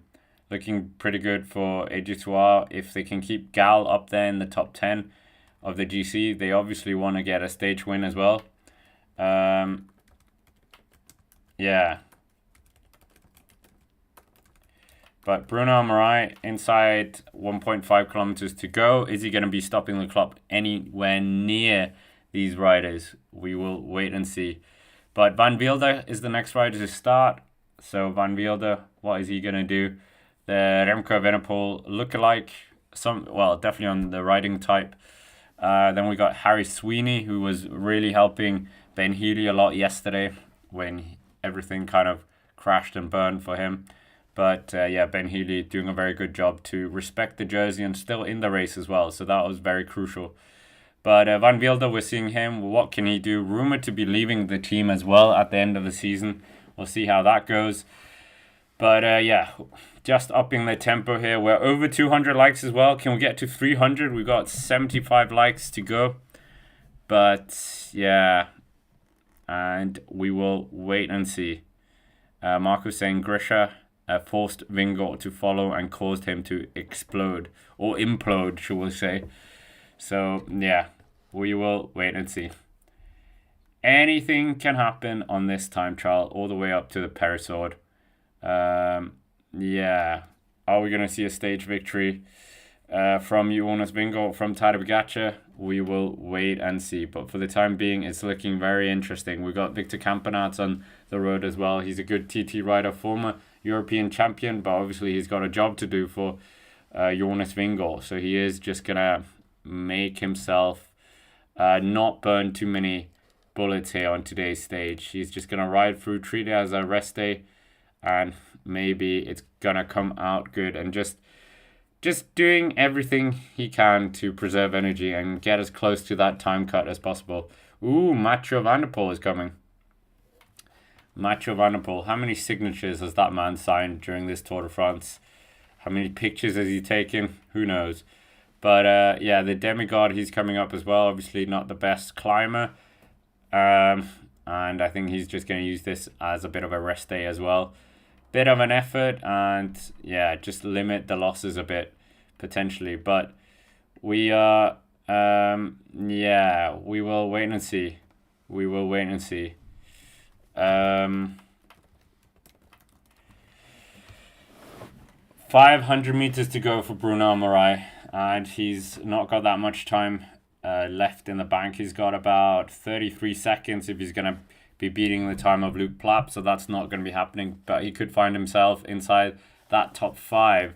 So the top 5 looks like it's going to be Bruno Marais' end position. Maybe he's going to join this row of 3 French riders up there. But yeah, right now it is looking very interesting for Luke Plapp. How far is he going to be keeping this in? Is he going to be able to sustain some of the top 4 riders? But yeah, he's doing a good job right now. Hautacam did a pretty good time as well. Let's see where he is. Just refresh the screen. Quinn Simmons as well coming to that first time check. Let's see. Victor Campenaerts, 42 seconds down on that first 4 kilometers. Obviously not trying too hard. But yeah, Bruno Marais, he's about 150 meters away from the finishing line. Is he going to be troubling the time of who's currently sitting third? Julian Philippe. Philippe 1 minute and 4 seconds down. Maybe Bruno Marais is going to be besting him. Santiago Petrago managed to split those French riders as well. But Bruno Marais is struggling a lot. It's 16% here towards the finish, which is absolutely savage. This is savage. And he's absolutely trying to ride as hard as possible here, but I think he might just be falling outside the time of Julian Philippe. He's got five seconds to go if he's going to be unseating Julian Philippe from that 3rd place provisionally. I think he's outside of that time, and now he has to look down for the time of Santiago Petrago. So he's currently the 4th fastest. Bruno Marais, TT specialist, but not the best French rider on the day. Lenny Martinez and Julian Philippe sitting ahead of him. So let's just update that provisional top 10 for us as well on screen. Yeah, so interesting riders in there. A mix of climbers and TT specialists, and climbers that are good, TT specialists that are good climbers as well. So yeah, we'll wait and see how this changes. But Bruno Marais slots into 4th place there. So 4th place for him. And yeah, will be fascinating to see what happens deeper into the stage as well when the bigger guys come out to play. But for the time being, it's looking fairly good for Luke Plapp, surviving another onslaught from a few more riders. But yeah, we'll see if they're going to be able to trouble him later on, the GC riders. But Tadej Pogacar, of course, is the guy we're waiting for. And Jonas Vingegaard and Remco Evenepoel. Like, we're waiting for all these guys. So we will see. But for the time being, it's looking fairly good. Just trying to tidy it up so you guys can see the finishing line as well. Yeah, who's the next riders of note? Hautacam doing a pretty good ride as well, but not really troubling any times really. So a lot of riders just trying to get through this stage as well. Yeah, Bruno Marais, our best position. If you were thinking Nielsen Paulus was going to do a good time potentially, on the 2nd time check, he unfortunately was 1 minute and 26 seconds down. So I don't think Nielsen Paulus is going to be troubling this time. He did catch Axel Laurent, so I mean that's quite good. Or maybe Axel Laurent is just taking a bit easy. Clément Venturini, the former or the cyclocross French champion, multiple French champion, is on the road as well. Van Wilder comes through the first time check. Has he troubled anything? I'm not too certain he has. I'm not too certain. Yeah, riders to look out for next. We got Joe Blackmore, the Tour de l'Avenir champion. Mathieu Van der Poel has just set off as well. So what is he going to be able to do? Yeah, he just has to think of this as a cyclocross effort, and then he would do pretty well. But yeah, we got Mathieu Van der Poel on course now. 10.7 kilometers still left for the Flying Dutchman. Is he going to be flying up this climb? Probably not. But for the time being, there's a lot of riders that are going to be nervous about this. Yeah, we will wait and see. But yeah, those last 500 meters takes around a minute is what Space says. Minute 30. Yeah, absolutely savage, those last 500 meters. Quinn Simmons, 5.9 kilometers left for him. And yeah, it's a painful effort for the riders towards the end. So we'll wait and see. But Quinn Simmons has time to just wave to the cameras as well, so that's pretty funny. But next riders to start is Greg Mühlberger, the Austrian rider. Joe Blackmore, as we said. Quinton Pache is coming up as well. Callum Scottson, Simon Velasco, Tish Benoot is coming up. So he's sitting 34th in GC. Alexander Vlasov, he's not a stranger to doing well on a mountain time trial. But is he doing something? Now Geraint Thomas, the 2018 Tour de France champion. Way down here towards the finish. 3 minutes and 30 seconds. 3 minutes and 30 seconds. So we will see what happens later on. But yeah, that was a bit of a savage one. Not quite doing as much as possible, but he's saving his legs, obviously. Frank Vandenbroek as well, zigzagging across the climb here. Probably getting inside the top 15, top 20 provisionally. And we're just, Sweeney, 5th fastest time at the first time check. So we have a new 5th fastest time. 12.5 seconds down on Luke Plapp's first intermediate time check. So we'll wait and see. Great to have Matt B in the chat. Great to have so many people around the world. Let us know who you think's going to win. And a bit of zigzagging going on there as well. 50% of you believe it is going to be Remco Evenepoel winning in the white jersey. Let's do the green jersey as well, because that's quite an open competition now. Frank Vandenbroek just zigzagging his way to the top. But it's gonna be an exciting top 10 for sure. This one it's gonna be an exciting TT for the GC riders. When we get inside top 20, we'll talk through the GC standings. I think we're 38 riders to go. Joe Blackmore is the next rider to start. We're seeing Tim Wellens. Is Tim Wellens lighting this up? Not really. He was 29th of the provisional time check. So Tim Wellens just riding inside, just having a good one. Who will win the green jersey? This year. I mean, soon, if he was still eligible for the white jersey, it could have just been a Pogacar on his own with 3 jerseys. But I still think it's interesting that we have names like Pogacar, Van der Poel, and Milan all going for the jersey.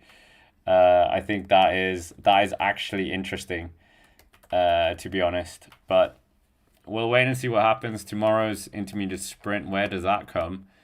That comes just before the Tourmalet, so that gives a chance for the green jersey riders to get in the breakaway. But yeah, and then we have got Sunday, we have one that could be a breakaway stage, so maybe Biniam Girmay and Mathieu Van der Poel can get themselves in that break. Jonathan Milan as well. Then they have the rest day. Then they have the Mont Ventoux, which the intermediate sprint is before the finish. So yeah, we will see. But right now, it is the next rider to start. Is this Guillaume Martin? No, for sure not. Is he that far down in GC? No, it's Quinton Pache. Yeah, it just they have a very similar beard, so that's on me. Not all French bearded riders are the same. But Quinton Pache, he sets off to potentially not getting inside that top 10. Maybe he's going to show me up now.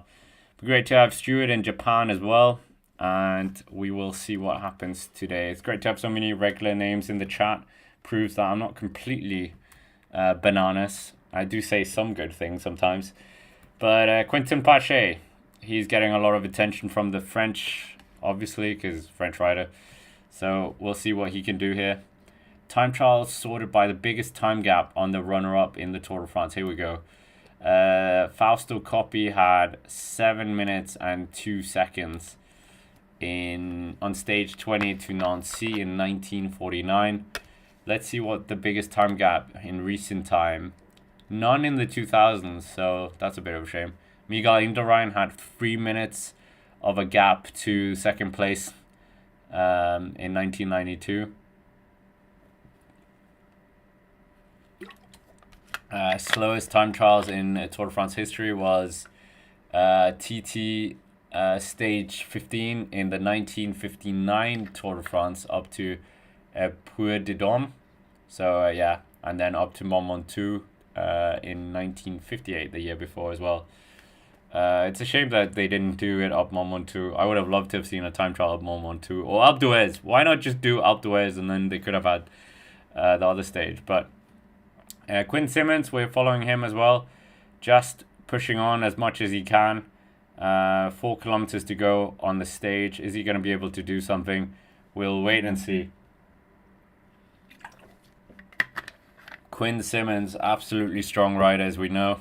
Yeah, it should be exciting to see where he ends up in terms of Sunday. Maybe he's going to get in the break. He's been looking very aggressive in this year's Tour. Obviously, there's that Super Competitivity Award at the end in Paris, and we'll see who's actually going to be doing something there. But in terms of getting that award, but I think Mathieu van der Poel could really have a good shot of winning that. Right now, 50% of you believe it is going to be won by Tadej Pogacar. Mathieu van der Poel comes through 27th, 30 and a half seconds down on that first point. So he's not really troubling the times as well. So we'll wait and see. But yeah, it's going to be a good, fast finish from the GC riders. We'll see if they get into 23 minutes. I think maybe they could. I think maybe we could see 23 minutes being dipped into by the fastest time. The fastest time is still 24 minutes and 58 seconds. Luke Plapp doing a very good job. I think maybe they rested him over the last few days. Maybe. I think so. With this in mind. So maybe they can do something. We'll wait and see. But for the time being, he's in the hot seat. You can't do any better than that, to be honest. And maybe he can just do something spectacular. Top 5, top 10 could be on the cards, but you never know with these kind of things. You never know. Yeah, he's doing a good job nonetheless right now. So maybe it's going to be Luke Plapp's day. But yeah, normally when I backed him in a time trial, then he kind of goes backwards. But this is a bit more of a mountain time trial as well. So maybe that was, yeah, suits his characteristics a bit more. He's a good climber. He's a good TT rider sometimes. And yeah, if he has a bit of freshness as well, there could be something really. Poll idea, just as there is a competitivity award, there should be a domestique award for each stage. This award would highlight the responsibilities for the complexities of the domestique's mandate. Absolutely agree with Mark. Absolutely agree. That would be absolutely great to see. Yeah, right now Quinn Simmons is just pushing on. What can he do? Yeah, I mean, yesterday, who would be the domestique there? I think Narvaez did a brilliant job to be up there. Yeah, but Quinn Simmons doing a very good job just to keep himself outside of the time limit as well. Next ride to start is 33rd in GC, a former top 5 finisher in the Tour de France, and a very good rider, as we know, Alexander Vlasov, the white flagged rider because Russia is no longer a nation in sports. Yeah, former time trial champion of Russia as well. The Tour of Russia is actually happening right now as we speak. Seems like it's only Kazakh riders, Belarusian riders, and Russian riders in that race for obvious reasons. But Tim Wellens is coming towards the finish as well. Might sneak inside a top 15, I think. Top 15 maybe. But yeah, right now it is looking very calm in terms for Luke Plapp getting threatened by riders. Not really anyone lighting the time sheets up on the course for the time being. Nilsen Paules, 18th at the finish, so not troubling Luke Plapp. And Tim Wellens, he's going to find himself well outside the top 5. So Luke Plapp, is he going to take an unlikely victory here today? That remains to be seen. Are the GC riders going to be waiting or taking it a bit easier because they have a hard stage tomorrow? It is just one effort. So, and then they can get back to their rest. So it's only really 25 minutes of effort. That's it. So, bit of a rest day, not a friendly competition, but it's a rest day competition in a way. They've got a big mountain stage tomorrow. They've got a bit of a quiet one on Sunday. So we'll wait and see. But great to have so many people in the chat. Let us know where you're watching from as well. But Tim Wellens is the next rider to come to the finish here. Oh, we're going to see something from him later on. Annoying fly. But yeah, Tim Wellens is the next rider to finish. He's going to be outside 3 minutes, I think, and he's going to be outside the top 15. He stops the clock at 19th. So good ride from him to just get through the stage. We're getting ever closer to Tadej Pogacar and Jonas Vingegaard starting as well. Adam Yates is coming up shortly. He's currently sitting in 28th, the former podium finisher of the Tour de France, former winner of the Tour de Suisse as well. Very good rider. He's done so many good things in his career. Very good 1 week stage racer. And Aurélien Panapantra, we'll see if he's going to be able to beat his brother, Valentin Panapantra, the AG2R rider. Warren Barguil as well, friend of the channel. He's coming up, the former Tour de l'Avenir winner and stage winner on the Tour de France and polka dot jersey winner as well. But Steph Kras, former top 15 finisher now, and Romain Grégoire. Romain Grégoire is sitting quite high up in GC, 27th, or maybe some of the climbers are just sitting quite low. Yeah, tomorrow is going to be an absolutely brutal stage. We've got yeah, we'll see what happens later on, but for the time being, it's looking very good for the riders up towards the front of the current provisional one.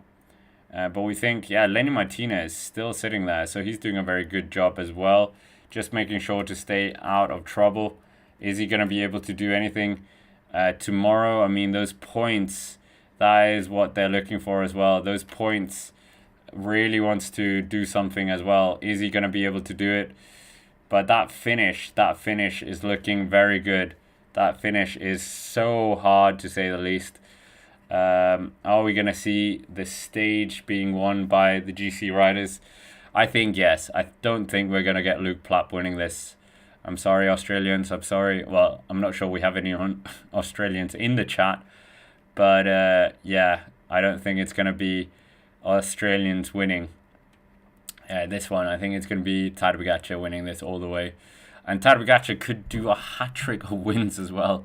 He could do a hat-trick of wins.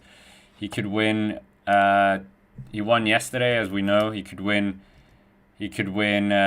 tomorrow as well. So he could win 3 stages in a row. That would be absolutely crazy when you think about it.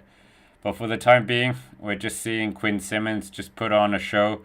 Absolutely just upping the tempo as much as he can. What is he able to do? That is the big question as well. Will he be able to push on a bit more? There are a lot of riders in here still waiting to start the stage. There's plenty of riders on the course as well. Will they be able to do something? I don't think we have got anyone on the course right now who's able to challenge the riders. I don't think in the top 10 even. Harry Sweeney did come through 3rd fastest there. So Harry Sweeney is actually on a good one. Harry Sweeney is, yeah, we will wait and see. Yeah, this is very interesting now. Are we going to see a big showdown between the riders? Yeah, this is going to be a fascinating one to say the least. But next rider to start is Total Energies. Are they going to be able to do anything? Steph Krast, their man who might be going to Soudal Quickstep. So maybe that's going to happen. Great to have 1,500 people in the chat. Smash the like button as well. We're getting close to 300 likes. We got 1,200 likes yesterday, so that was absolutely brilliant. I haven't actually voted in that poll. I hope Van der Poel wins the green jersey. So that's my vote, but only 12% of you have voted for that. So I'm well and truly in the minority here. So, yeah, we'll wait and see what happens here. But 1.3 kilometers still to go on the stage. And, yeah, this is Quinn Simmons that is being followed, the little Trek rider. Anything can happen. Great to have DB Cooper in the chat as well. Great to have so many of our regulars back in the chat. What is going to happen on this stage? That is the big question. Are we going to see Jonas Vingegaard do something remarkable? He is, well, is he just baiting UAT Emirates with that picture? TT bike, TT bars on, I think, a road bike. No, it's a TT bike. It's I think it is a TT bike because it's got the lower handlebars. But I don't think. Would you go on a TT bike on this course? You've got those 16% coming up.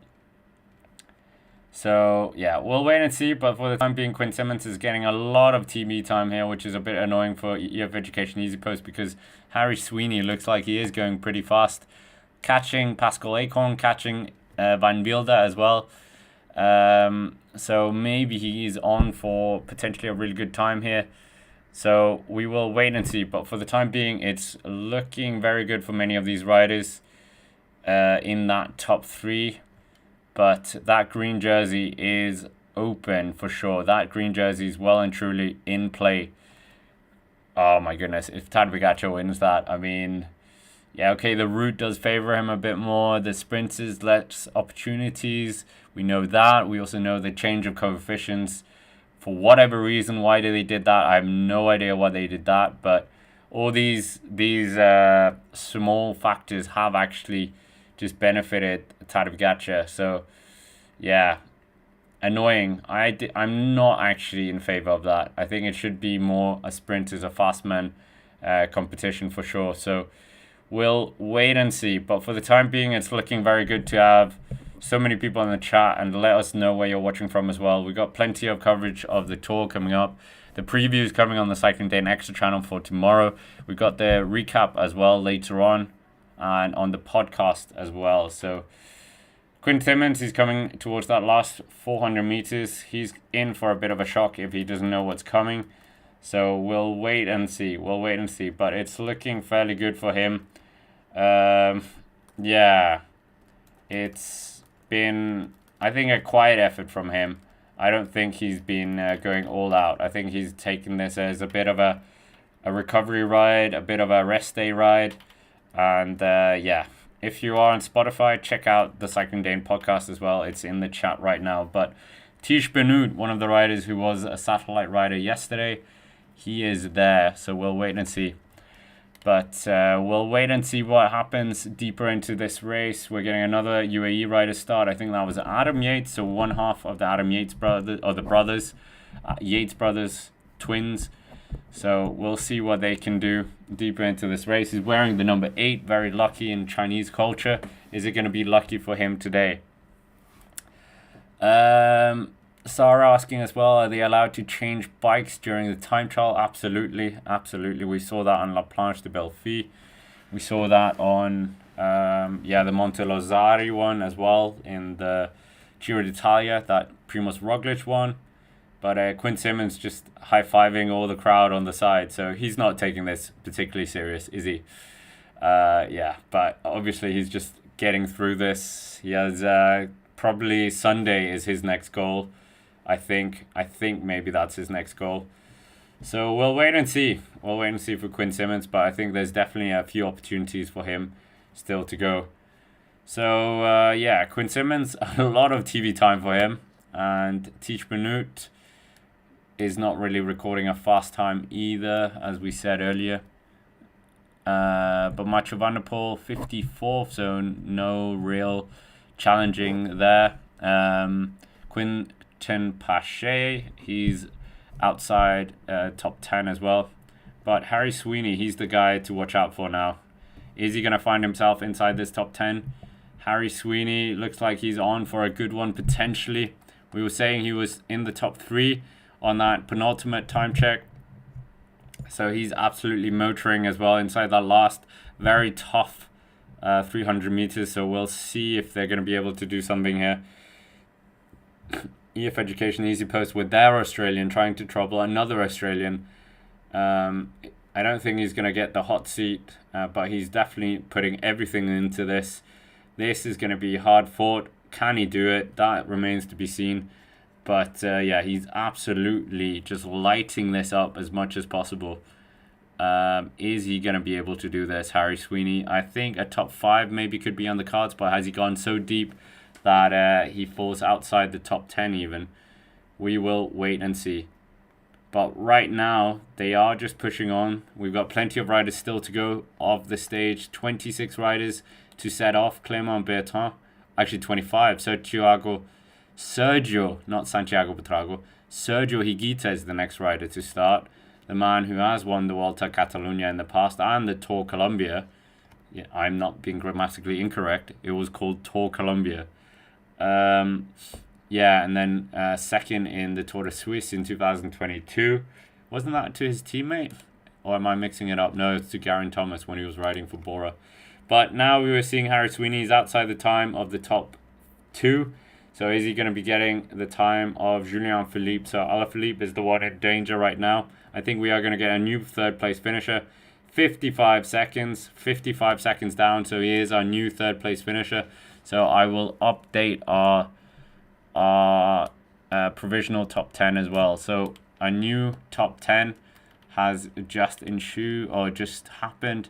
Harry Sweeney, another Aussie, gets himself inside that top 3. So there's Luke Plapp with Harry Sweeney are currently sitting fairly well up there, doing very well, these two. So we'll see how long that lasts. But Adam Yates, is he able to ride for his own opportunities here, or is he just going to be taking it quite easy? We've not really seen too much from him in this year's tour. He's not been vintage Adam Yates, but for sure he will try and do something later on in services of Tadej Pogacar. Such a loyal lieutenant, former podium finisher in the Tour de France, has an epic 1 week stage race record as well. Yeah, let's think. Let's get his resume up in terms. He's definitely won Tour de Suisse. He's won Tour de Romandie.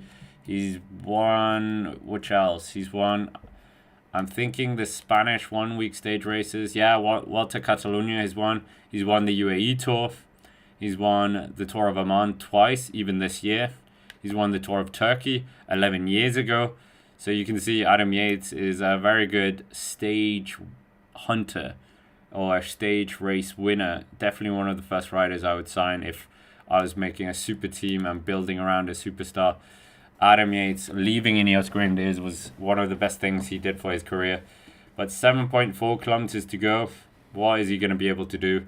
That remains to be seen. But he's doing a very, very good effort potentially here. Harry Sweeney, good ride by him, as we said, getting inside that top 3. Valentin Madouas coming up next rider, 24th in GC. We got Arensman as well, 23rd. So there's a lot of riders still to come. Yeah, Simon Yates is coming up as well. I don't think he's going to be able to ride for his own chances. Sepp Kuss is going to be a minute and a half after his teammate. And then we got Ed Buchmann as well. The Cofidis GC card is coming up very shortly as well. So if you haven't already, subscribe to the channel, hit the like button as well. That really helps out. And join the chat as well. It's a very friendly bunch of people around the world, literally. Because many of you are in all corners of the world. I still haven't seen anyone from Tuvalu yet. I think the smallest country we've had has been Fiji. So yeah, 54 kilometers still to go, or even Iceland. Probably Iceland, no? But 5.4 kilometers to go for Aurélien Panapantra. His brother is already finished. Not inside the top 10 anymore. Alex Baudin as well, just getting inside top 10. So we have a new top 10 finish. So we'll get that for you guys as well. So Valentin Panapantra, his brother, has just been pushed out of top 10 by another French rider. So the French on French violence there in terms of being inside the top 10. So Julien Philippe still 4th place. Bruno Marais still up there as well. 2 Colombians, Aino Rubio and Santiago Buitrago. And yeah, I don't know if this is going to take too much out of the riders. It is only one effort. Remember, they do a lot of efforts normally. So I think this is basically a bit of a rest day effort for them. So it's a semi-rest day, but there is that one effort. So we'll see how deep the riders go in the GC. There is that big stage tomorrow. And I mean, if they do go very deep, tomorrow is going to be even more interesting because then we can have someone absolutely implode. Yeah, Rhonda saying, anyone ever tune in from the research facility in Antarctica? I mean, if that is true, if someone did, that would be absolutely hilarious. Welcome to everyone who's subscribed as well today. And what are we saying as well? Jonas should be more active in one-day races like Il Lombardia. Absolutely agree, but I don't think they're going to do that. We heard his wife was very critical of how much he's away as well from their family. So, I mean, we will see. Great to have Robert Shark here as well. Also, thanks for most of you for playing nice in the chat. Yeah, the chat is very nice, guys. You guys are a phenomenal chat, I have to say. But we're almost at 400 likes as well, so make sure to smash the like button. Let's try and beat yesterday. Let's try and see how many likes we got yesterday in the stream. I think we were definitely over 1,000. But we are just waiting for some of the bigger fish. Simon Yates, the Giro d'Italia champion and stage winner. So we got 1,200 likes yesterday. That was the highest of this year's tour. But the Giro d'Italia champion and stage winner of this year's tour, former white jersey winner at the Tour de France, former top 4 finisher as well in the Tour de France back in 2023. What can he do? Is he going to be allowed to do something? Is he going to be let off the leash? That is a big question as well. So we'll wait and see. But right now, he's the next rider to go off. And we'll see if he's going to be able to do anything here. But Simon Yates, very, very good rider, as we know. Such an accomplished rider. I still maintain if he was Spanish, Italian, Colombian, anything like that, he would definitely be way more famous. I really do think so. I mean, he's a Vuelta winner. He's a Giro winner. So we'll see what he's going to do here. But Aurélien Panapantra, 4.3 kilometers still to go. Still has the hardest part of the stage left. He's rocking and rolling. I think this is going to be hurting a lot for him. And yeah, we'll wait and see what happens. But for the time being, it's looking very good right now. It's looking very good for him. Maybe he can get a good time. Potentially he can get a good time. But they're really pushing on here. They are really pushing on Aurélien Panapantra. I don't think he's taking it easy today. Well, maybe, I'm not sure. You never know. This is where it would be very helpful if we could get some power data. But, I mean, the organizers love to not give us power data. So, yeah, I think they have this team radio that sometimes is quite good. But, yeah, I would like to see, I would like to see the power data. I think all of us would like to see the power data. Imagine if you saw the power of Tadej Pogacar and Jonas Vingegaard yesterday.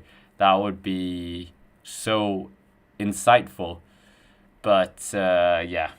Mathieu van der Poel is coming towards the finish now. Van der Poel, he's got his eyes potentially on tomorrow's intermediate sprint. Potentially his eyes on stage 15 as well. But yeah, he's been very active in this year's tour. Has 2 stints in the yellow jersey, taken a stage win, almost a second stage win as well. But he stops the clock 4 minutes and 6.5 seconds down. So 4 minutes and 6.5 seconds down. So we'll wait and see.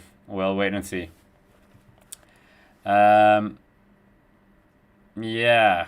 So we will see what happens. But Mathieu Van der Poel, super strong rider. What is he gonna do? Pogacar, green. So a lot of my friends are asking me for betting tips as well in cycling, which is always like a terrible place to put your money, because anything can happen. They can get hit by a fan or something like that. But a lot of my friends are asking me if a Pogacar for green is worth it, because I think the odds are quite good. 3.5 kilometers to go for Aurélien Panepantre.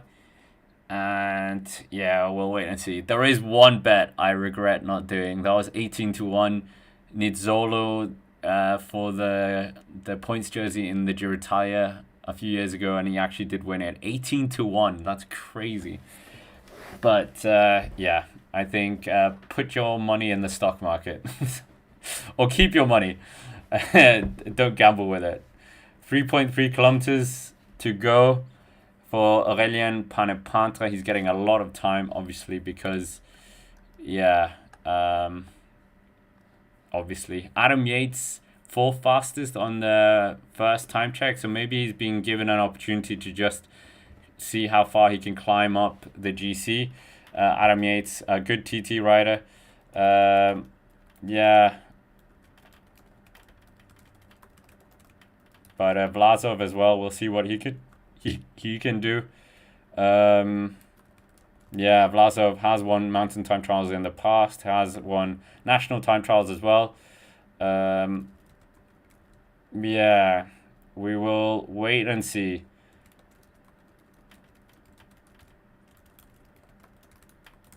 But Vlasov, 2 kilometers to go.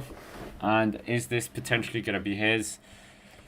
Can he get himself higher up in GC? I mean, he's not really been troubling the top 10 of any of the time checks.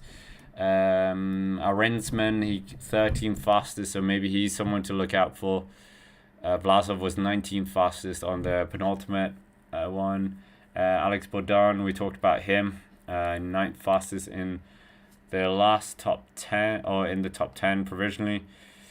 So we will see. But we're getting the 18th GC rider coming up shortly as well. Yeah. What can he do? Matthias Gilmoes Jensen is the 18th rider in GC. Is he a good mountain TT rider? Wasn't there a mountain TT he was part of in the Tour de Suisse or the Vuelta or something like that? Yeah, he's a good rider. He is a former national time trial champion in the past as well, a bit controversially, but we won't dive into that one because that will take too long. Yeah, Rob Shark as well saying stock market is gambling as well. Yeah, put your money in a bank account with a high rate. That's the safest place to put your money. This is not a financial channel. Definitely don't take my financial advice. Yeah, what? Tadej Pogacar is warming up as well in the yellow jersey. Obviously, he has the skin suit from the organizers. Does that make any difference? And we still have Luke Plapp sitting in that hot seat as well. So we will wait and see. This is going to be a fascinating time trial. How are they going to play at UAE Team Emirates? They've got absolutely generational talent on their hands. They signed him after he won. Was it the 2018 Tour de l'Avenir? UAE Team Emirates in that era was a very different beast as well. I mean, yeah, completely different beast. They had Christophe Damartin, Louis Meintjes was part of that team. They didn't really have their identity, the former Lampre team. They were kind of all up in the air what they were going to do. Simon Yates, yeah, looks like he's not quite going to be in this. But Simon Yates and Adam Yates are both on the road right now. So Adam Yates is coming through the second time check. Ooh, Adam Yates. This is a good one. He's on a good one. He's 4 seconds. 4 seconds away. Oh my goodness. Yeah, this is looking good. This is looking good. Wow. So he's been given the leash to go for his own chances. Yeah.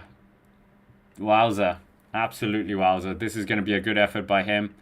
Are we going to see some real big efforts right now? Yeah, this is a mounting effort now from Adam Yates. Adam Yates, second fastest on that penultimate time check. I think he's caught Steph Kras, hasn't he? I think he caught Steph Kras. Yeah, I think he did. Narvaez is the next rider to start. He's 16th. Narvaez. Oh my goodness. Narvaez, a guy who I thought was just a puncher in a way, is 16th on the 13th stage of the Tour. That is remarkable. So Adam Yates, he's trying to claw his way up into the top 10 maybe. Huge fan in front of Jonas Vingegaard. I'm always amazed at the setups as well for these riders. But we're about half an hour away from Tadej Pogacar and them starting, I think. Great to have 1,800 people in the chat. Let us know where you're watching from as well. And remember to check out the Cycling Dane Extra channel as well, where we got the recap and the preview. So if you want to see the preview for tomorrow, that is actually our pinned comment, but I'll make sure to share it in the chat as well. So we've got the preview of tomorrow's stage coming. Oh, actually, that's the preview of today. That's today's preview. Tomorrow's preview is coming later today. So 2.7 kilometers to go for Adam Yates. Yeah, that was stage 13 is now. Stage 14 is tomorrow. So, yeah, Adam Yates, what is he going to do? 2.6 kilometers still to go of the stage for him. I mean, he is looking fairly good. Can he best? Yeah, Luke Plapp. We've got Romain Gregoire coming up to that the second intermediate sprint as well. Looks like he's going to be inside the top 10, him as well. So Romain Gregoire is climbing very well. There's an annoying fly here. Go away, fly. So, yeah, Romain Gregoire looks like he is going to be quite fascinated about this as well. Yeah, this is looking interesting. Arensman, 5.3 kilometers to go for him. Not really troubling the timesheets. The Dutch rider, former national champion as well, if I'm not mistaken. But right now, we've got some big riders to come. Enric Mas is the next rider. We're going to be inside the top 15 now. So inside the top 15, many of these riders eager to climb up as well. Get us close to that top 10. Definitely Enric Mas. Not the best TT rider, but this isn't a pure TT. So maybe this is in his favor. Yeah. This is looking interesting now. So, yeah. What are we saying? There's a breaking story as well. Yeah, we'll go through that in the recap. It talks about rumors and speculations. But for the time being, we are seeing Enric Mas is the next rider to start. Enric Mas. What can he do on this stage? Certainly a good rider, as we know. Movistar's best GC hope.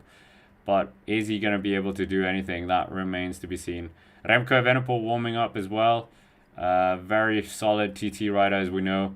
And really needs to claw back some time on some of the other riders. Get that white jersey under control even more than it is right now. Simon Yates, 5.3 kilometers to go. Don't think he's going to be beating his brother.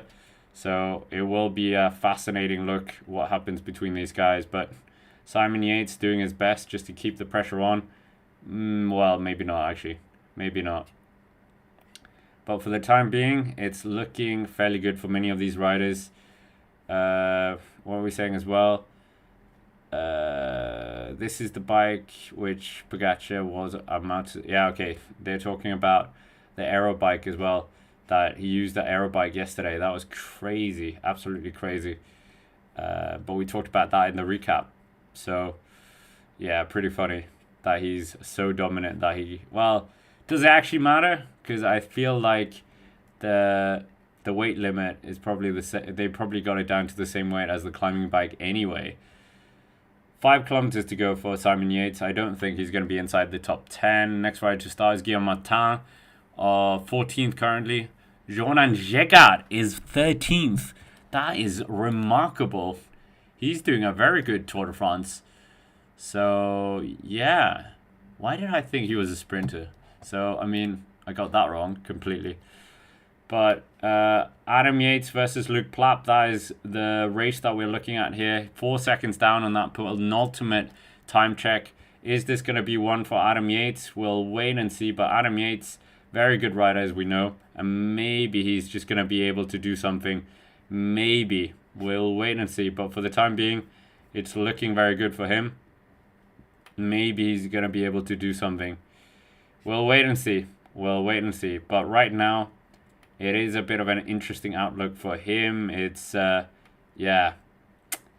If he takes the provisional top ride, that would be very good. But Aurélien Panapantra looks like he's going to defend, or maybe not. I think he's going to be outside the time of his brother, unfortunately. So he's outside. I think he's going to be, oh no, inside top 10. So we have a new top 10 rider. 8th place. Yeah, apparently it's also the 30th anniversary of the death of Fabio Casatelli,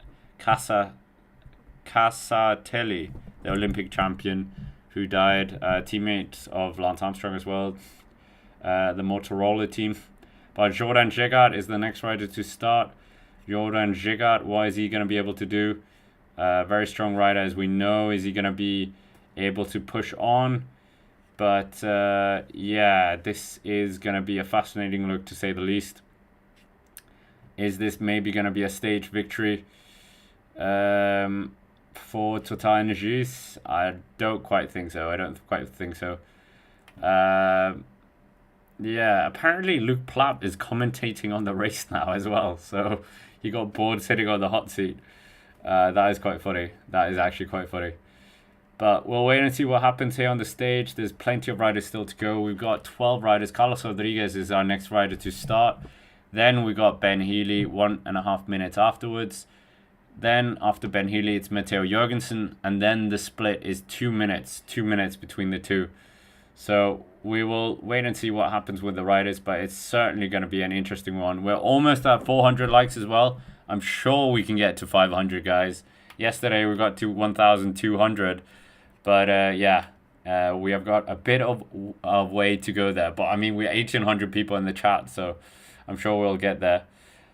Adam Yates, I think, yeah, he's coming inside the last 450 meters here. These are the hard ones, of course. He's got about a minute to get there. 400 meters in a minute. Can he do it? We'll wait and see. Adam Yates looks like he is going to be a new hot seat potentially. This is going to be an interesting effort if he can do this. Come on, Adam. I mean, yeah, come on, Adam Yates. He's got 250 meters still to go. Is he going to be able to do it? He's got just over half a minute. Oh, 13% is going to kick up into 16%. He really needs to just up their afterburners a bit if he's going to be able to do this. But he's definitely going to be inside the top 3. Is he going to be able to unseat Luke Plapp? It's very, very close here. But we know it's very hard. He will probably know that he's quite close to this. So we'll wait and see. Adam Yates, is he going to be able to just unseat Luke Plapp? And then Luke Plapp can be full-on commentary. But 10, 9, 8, 7, 6, 5, 4, 3, 2, 1. He's outside. Outside the time there. Outside the time. So, yeah, Adam Yates not quite having it. Just missing a few extra percent towards the end there. Maybe he just didn't want to sit in the hot seat and he just wanted to be in the team bus as quickly as possible. But he stops the clock 17 seconds. So, I mean, it wasn't even that close in the end. But Ben Healy is the next rider to start. The 11th rider in GC. Former yellow jersey wearer, former stage winner as well already in this year's tour. He is the next rider to start. So we'll get you the new top 10 updated as well on screen. But yeah, Simon Yates just getting that second place provisionally. So Lenny Martinez moves down one place. Everyone moves one place down other than Luke Plapp. So Luke Plapp doing a absolutely great ride there. We can see that still leading, I think, all the intermediate sprint or intermediate time checks. Yeah, we will wait and see. But Ben Healy, next one to set off. And then the next rider after him in about, 1 minute will be Matteo Jorgensen. And yeah, that will be interesting to see what happens. But You guys have, well, actually over 1,000 of you have voted, so I should have ended that poll a bit sooner. So, yeah, let's just get who will finish higher. Who will finish higher? Pogacar, Remco, Vingegaard. There we go. Easy poll. Who will finish higher today? Clément Bertin is the next rider to finish, I think. 1.2 kilometers still to go for him. We've got 18 riders on the course right now. 10 riders, the top 10 riders in the GC are the next riders to get on the line. But Sepp Kuss setting a time of, well, 7th fastest on the penultimate time check as well. Is anyone using a TT bike yet? I haven't seen anyone on a TT bike. I thought maybe Bruno Almiraya, someone like that, would be using it, but haven't seen it. But Steph Kras coming across the line, not really been his Tour de France this year. Almost 4 minutes down for the Total Energies rider. Yeah. Matteo Jorgensen, he's the next rider to start. The 10th rider in GC is setting off. Had a bit of a backwards collapse yesterday, and that was a bit of a shame for them. We also have Romain Grégoire getting the 9th fastest time on this one. So, wow, that's a bit of a surprising result there. So, Romain Grégoire getting 9th fastest in the provisional top 10. So, I think these times are absolutely going to be tumbling because now the best climbers of the race are coming. And obviously, they are absolutely going to get rid of these times as well. So, yeah. Jonas Vingegaard, is he going to be on TT bars? We'll wait and see. He did such a good time trial back in 2023. Will he be able to do that again? We're seeing him here with that ridiculous helmet that we're so used to. So we'll see what he can do. He's warming up. He knows this is an important day. So, yeah, great to have 2,000 people in the chat. Subscribe if you're new here. Get involved in the chat as well. Very friendly chat, as we know, across the world. And, yeah, it's looking very interesting, this one. If you're new as well, we've got the Cycling Dane podcast on Spotify, so do check that out as well. But for the time being, Ben Healy is on course 3 minutes into his ride. And what is he going to be able to do? Is he going for a top 15, top 10 position at the end of this race? Or is he just enjoying the race and seeing what's going to happen here?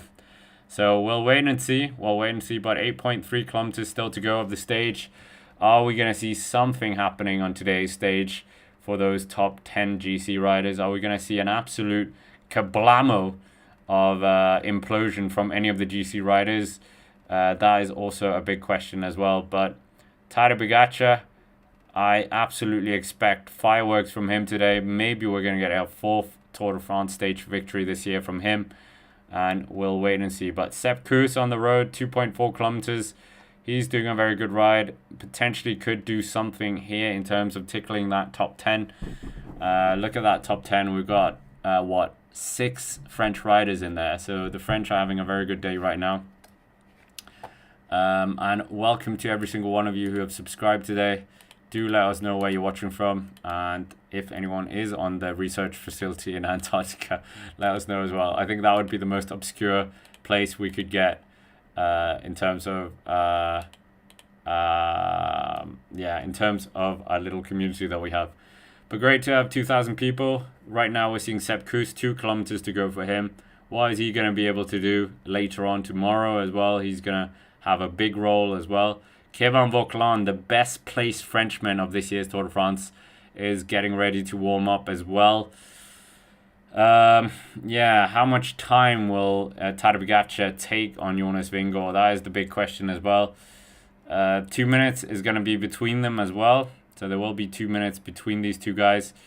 Will Pogacar catch Vingegaard today? Yes or no? I mean, you would have caught him yesterday if you took those time differences. Obviously, a lot of you saying that he blew up as well. So, yeah, we will wait and see. But 8 kilometers to go for Matteo Jorgensen. A bit of a long way for him still to go. And, this is going to be a fascinating one for him. If he can get himself higher up inside the GC. Seems to be a fairly good climber, as we know. and how is he in terms of this 8-kilometer climb. So we'll wait and see. But Tobias Johansen, and I also promised you a breakdown of the GC when we got inside the top 20. So I have absolutely not kept my word. But we're inside the top 10, so I'll get you a top 10 of how they all looked before this stage started. Oscar Onley coming up as well. Enric Mas is definitely one of the guys who wants to try and benefit from this. But that top 10, let's get a top 10 breakdown as well. But we're following Enric Mas. We'll see if he can really light up and take the fastest time maybe. But Matteo Jorgensen getting a lot of time as well. Wearing an Aero helmet here. So an Aero helmet. So we'll get the top 10. But yeah, it's going to be a quite interesting one for this top 10. I think we might see some changes as well. We might just see some changes for the top 10. But great to have so many people subscribing today. And we are coming ever closer to 100,000 subscribers. Every subscriber counts. So Florian Lipovic sitting in 4th place. We'll talk a bit about him as well. But Tadej Pogacar there, you can see leading this race. Picked up 36 seconds in bonus time as well. Jonas Vingegaard is sitting 3 minutes and 31 seconds down after that absolute onslaught yesterday. And the time trial as well. Remco Evenepoel 4 minutes and 45 seconds in 3rd place. Lipovic moved up 4 places to 4th place, 5 minutes and 34 seconds down. Vauclain sits 6 seconds down between, a bit further down. Oscar Onley as well, 6th place, 6 minutes and 5 seconds down. And Roglic, 7 minutes and 30 seconds. We'll hope he can really take time on the riders in front of him. Vauclain, obviously a good TT rider. So is Roglic, but this isn't a pure TT. This is a mountain TT, as we know. Tobias Johansen, 7 minutes and 44 seconds. Felix Gall, 9 minutes and 21. Matteo Jorgensen, 12 minutes and 12 seconds. So he's got a bit of time. Yeah, Roglic is the next rider to start now. Roglic is the next rider to start. Are we going to see some fireworks from him? Matteo Jorgensen takes the fastest time at kilometer 4. So he's just taken the fastest time as well. So the fastest time has been set on that first intermediate time check. So interesting. So we'll see what Jorgensen can do here. But we've got Roglic setting off. O'Connor as well. Ben O'Connor taking 11th fastest on the penultimate time check. So, yeah, the big boys are coming now. That is what we're seeing. The big boys are well and truly coming now. And who is going to be the fastest rider when it comes to it? Enric Mas just getting a bit of a weird tow by the UAE car. It doesn't really help, I think, here on this kind of climb. Arensman coming towards the front as well, or at the end of this climb. He's getting close to the finish. He's going to be outside the top 10. So we will wait and see. Apparently, Slovenia will submit an official bid to the ASO to host the Tour de France Grand Empire in 2029. So that's interesting. Sepp Kuss is about to catch his teammate of Simon Yates. So these two riders are going to be riding together. And yeah, we will wait and see.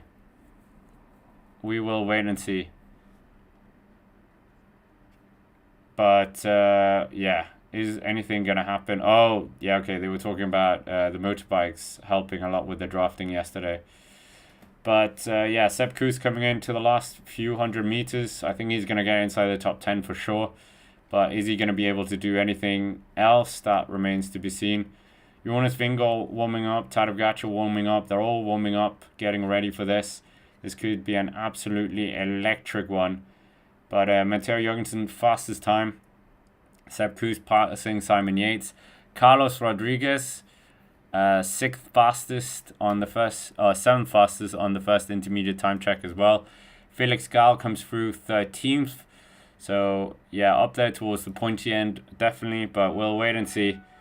Enric Mas coming up towards the penultimate time check as well. He is not looking like he's going too fast there. Enric Mas, where do we see him? I can't quite see him. 6th fastest, Enric Mas. Remco Evenepoel getting ready in that white jersey. Can he do some damage to some of his rivals? Or is he going to go backwards? That is the big question. He's one of the best TT rider in the world. But Tadej Pogacar obviously is very close to him as well. We saw 16 seconds. 16 seconds. That was remarkably close. Remarkably close. 3 kilometers to go for Enric Mas. What can he do? What can the rider who used to be part of the Contador team as well? I mean, or development team. But yeah, right now we're seeing Sepp Kuss flying high. He's going to be inside the top 10, I think. The provisional top 10, passing Simon Yates. Simon Yates obviously taking a bit easy. But I think Sepp Kuss just needs to push himself a bit to get the legs back. So he gets inside the top 10 provisionally. We'll get the new provisional top 10. So Sepp Kuss slots into 8th place there. Gets rid of another Frenchman in the provisional top 10.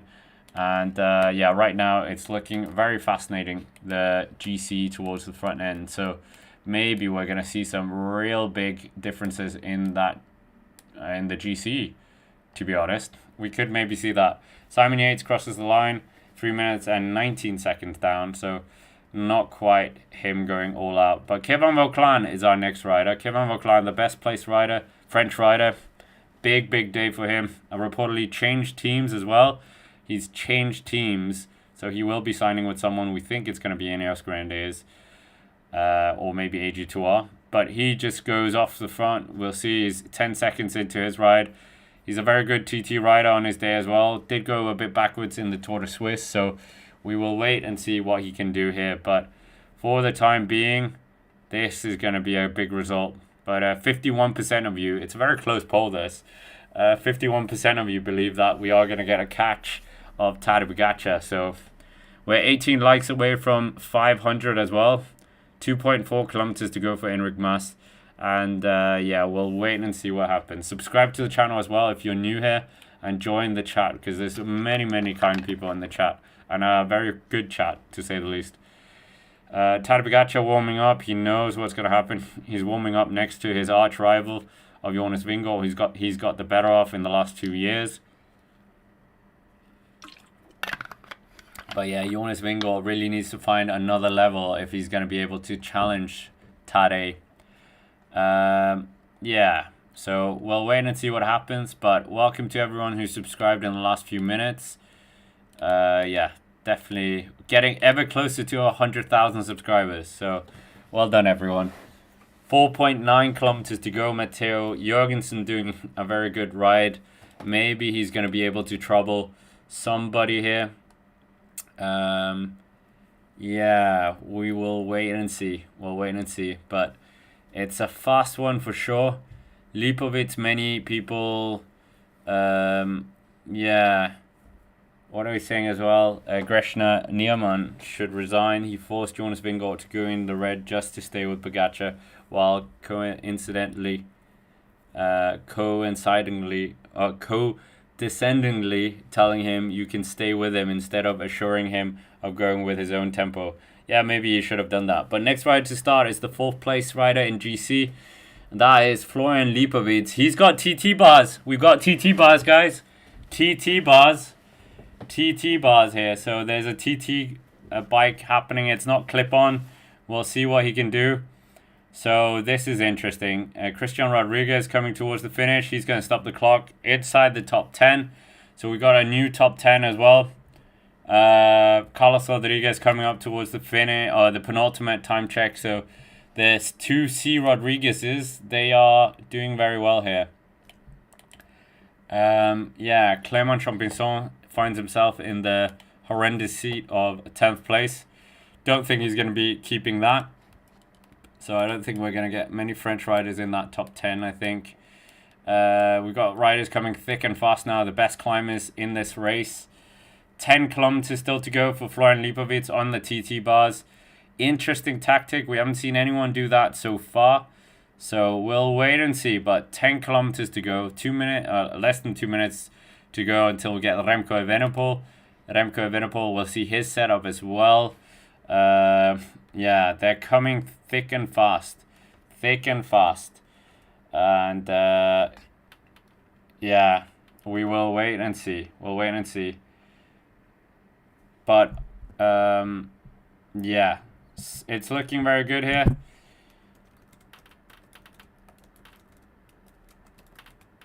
And right now, everything can happen. Enric Mas, 1.3 kilometers still to go on the stage. Yeah, this is looking good now. Looking very good. Yeah, Remco Evenepoel, the next rider. Also TT bike. That is what we were told yesterday by Ewan Wilson. But Remco Evenepoel inside the very aero tuck bike.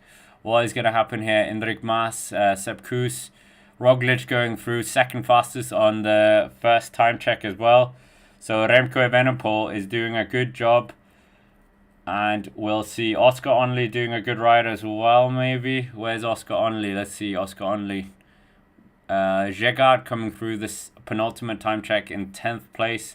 Oscar Onley 8th place on the first time check, so doing a good job as well. But 6.7 kilometers still to go for Oscar Onley. And inside the last kilometer, we will wait and see. But right now, we're also getting Ben Healy through that penultimate time check. And 22nd. So not the best one. Not the best. Not the best result. But he's probably absolutely knackered. I would be as well in his position. Shout out to the Cycling Day podcast as well. Available on Spotify. So do check that out as well. We need a few more supporters. We always need more supporters, I guess. Never ending story. Inside the last 800 meters for Enric Mas, 15th in GC, desperately wants to try and get a top 10 position as well, doing his best, really just hammering this out. Let's see where he end up. But Jonas Vingegaard is the next rider to start. Many of you worried that he might get caught by the man that we talked about earlier, Tadej Pogacar. But Matteo Jorgensen coming up to the next time check. He's just inside the time of Luke Plapp. Just inside 1 second, less than 1 second. So 0.92 inside. And good ride there. Good ride by Matteo Jorgensen. We'll see what he can do into this. Looks like he is being given, allowed to ride for his own chances. That was what we were trying to say. But Jonas Vingegaard is going on a TT bike. So Jonas Vingegaard has gone for the TT setup. Aero helmet, TT bike, as aero as you can get. So Jonas Vingegaard is the next rider to start. It wasn't a bluff. It is an absolute, this is what he's doing. He's going all out aero, and we'll see if that pays off. Will it pay dividends? We'll wait and see. But Matteo Jorgensen is going to be very, very interesting to see where he finishes as well. But right now, Jonas Vingegaard, we're following 10.3 kilometers still to go for him. And is he going to be able to do something here on the stage? That is the big question. Many, many riders are on the stage right now. But for the time being, Jonas Vingegaard has less than 10 kilometers to go. Of course, it's 8 kilometers where that climb starts. But Jonas Vingegaard and Tadej Pogacar is the next one to start. Is he going to be able to catch him? That is the big question. Jonas Vingegaard versus Tadej Pogacar. Another chapter here. But who's going to come out on top? That is the big question. Jonas or Tadej? Jonas or Tadej? I think Tadej, unfortunately. Sorry to my fellow Danes, but I think it is maybe... what are we saying? JT, if Jonas wins today, Scott should shave his beard. Absolutely agree. I will do that, but I don't think it's going to happen, guys. So I think the beard is safe. So Tadej Pogacar, the yellow jersey, the man who has won that jersey for many days. I mean, he took it back yesterday after an incredible Hautacam win. He is the next rider to start. Is he going to take his 4th victory? His 3rd time trial victory potentially as well. He won the stage 5 in 2021. He won the 2020 Tour de France stage as well up to La Planche de Belleville. And here, he's the next rider to start. No TT bike for him. No TT bike. He's on that trusted aero bike that he had yesterday. So we'll wait and see if he's going to be able to do it. He's going to try and make a statement today. Is he the strongest rider? That is the big question as well. He's the GOAT of his generation. Is he the strongest rider we've seen ever? Potentially. This is going to be fireworks. Is he going to set a new record here on the Paris-Sword? We will wait and see. There's a lot of questions. And Enric Mas coming up towards the finishing line as well. I think he's going to find himself inside the top 10. Keeping up to date with riders, I mean, Tobias Johannesson as well is 5th fastest on that second intermediate time check, or was it the first one? But these GC riders are coming thick and fast. Enric Mas, he takes the 5th fastest time. So we got Luke Plapp still leading at a time of 24 minutes and 58 seconds. Adam Yates, 17 seconds down on him. Lenny Martinez in 3rd place, 23.5 seconds down. Harry Sweeney, a good ride from him, 55 seconds. Enric Mas, 1.5 minutes, 1 minute and a half second. And Julian Philippe in 6th place, 1 minute and 5 seconds down. Christian Rodriguez as well. Now the message from Jonas Vingegaard is really concentrate on yourself and do your best effort today. Yeah, 8 kilometers to go. So he's going to come in on that climb. We haven't seen any bike swaps today. But right now we are seeing Tobias Johannesson, one half of that twins. We saw Anas Johannesson as well. But right now, 3.5 kilometers to go for Tobias Johannesson, the former Total Avenir winner, the man who is sitting inside the top 10. But Tadej Pogacar is absolutely rolling into this. Yeah, we will wait and see. Everything can happen here. But Tobias Johannesson, he's coming up towards that intermediate time check. He's going to find himself inside the top 10 on that one. So the penultimate time check, Tobias Johannesson is going to be inside that. Currently led by Matteo Jorgensen. Matteo Jorgensen, will see what he can do deeper into this. But Tobias Johannesson just doing everything he can to just push himself into the red. Stay in there as long as possible and not blow. But Tadej Pogacar, he's against the TT bike. So we'll get the first time check. He's not on a TT bike. Remco Evenepoel and Jonas Vingegaard is. So we'll wait and see. But Tadej Pogacar absolutely flying down this slight descent that we have coming. And yeah, we'll wait and see what happens now. Yeah, this could be interesting. This could be very interesting. 8.6 kilometers to go. Yeah, Tadej absolutely flying here. Tadej absolutely flying right now. Remco Evenepoel takes the fastest time. On that first intermediate time check. So Remco Evenepoel has the fastest time by 10 seconds. We didn't really get any... Ooh! Oh my goodness, Roglic has the fastest penultimate time check. So don't count Roglic out just yet. Roglic is on a blinder right now. Is he going to get his revenge on Tadej Pogacar from La Planche de Belfi? Roglic also one of the riders that went out on TT bike. So Roglic doing a good time here so far on that penultimate check. But how is that TT bike going to handle that last 500 meters? That is the big question as well. But for the time being, 3 kilometers to go for him. The former Giro d'Italia and Vuelta a España multiple winner. And we'll see what he can do. But right now, it's looking very good. The Remco Evenepoel, we said these guys were absolutely going to blitz the time sheets. And I mean, Remco Evenepoel on a TT bike, of course he was going to blitz it. Carlos Rodriguez is going to be troubling, I think, the top 5 now. So Carlos Rodriguez is going to put himself inside the top 5. 50 seconds down on Luke Plapp. You can just see how good this ride from Luke Plapp is.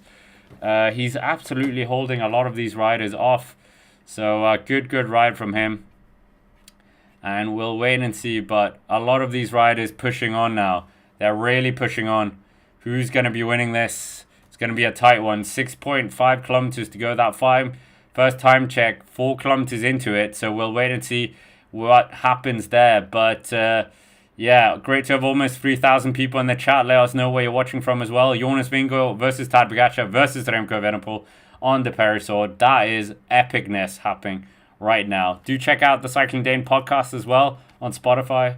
But 7.3 kilometers to go for Tadej Pogacar. Tadej Pogacar doing an absolute blinder. What can he do? He's not on a TT bike like his rivals. Will that blow up in their face? That's a good question as well. But yeah, we'll see what happens. Tadej Pogacar has the fastest time on the first point. Oh my goodness. So he beats guys on TT bikes. That is incredible. Incredible. So Tadej Pogacar on an aero bike beats 2 guys on a TT bike. So he's currently leading. Remco Remco Evenepoel by 4.5 seconds. He's leading Jonas Vingegaard by 8 seconds. So we got Oscar Onley coming up to the second intermediate time check, and he's going to be inside the top 5. Yeah, this is crazy now. Crazy. He is absolutely on a blinder now. Yeah, Jonas Vingegaard, 6 kilometers still to go here. 6 kilometers to go. How's that TT bike going to fare on the climb? I don't know. Depends. Maybe it's good. Anyone who's knows how to climb on a mountain bike, let us know. Or a TT bike on a mountain, please let us know in the chat. But for the time being, Roglic is looking super good, but I think that time is going to be blasted out of here when the other guys come. We've seen a lot of riders going backwards when it comes to the last few hundred meters, and right now Pogacar absolutely ripping this up. 6.5 kilometers still to go on the stage. Are we seeing magic happening in front of us? Tour de France magic happening. Tour de France gold. But 6.4 kilometers left for Tadej. Many of you believe he is going to be catching Jonas Vingegaard. Next rider to finish is going to be Matteo Jorgensen. And he's not able to make it. He's outside the time of Luke Plapp. Oh my goodness. What a ride from Luke Plapp. But Matteo Jorgensen gets second fastest provisionally. 4.5 seconds outside. And yeah, that is incredible. Absolutely incredible. Remco Evenepoel, 4.8 kilometers still to go for the world time trial champion. Wearing the white jersey, of course. But has got the rainbow bands on that jersey.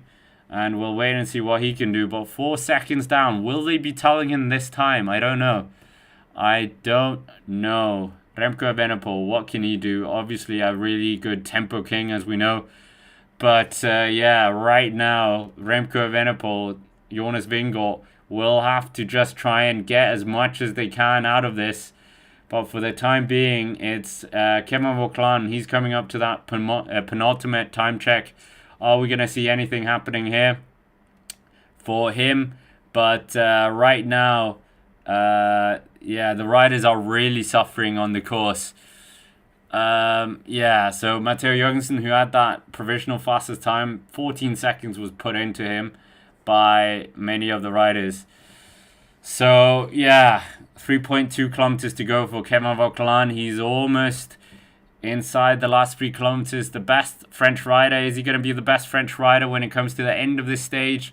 He's absolutely pushing as much as he can. He was just about on the same time as Lenny Martinez as well.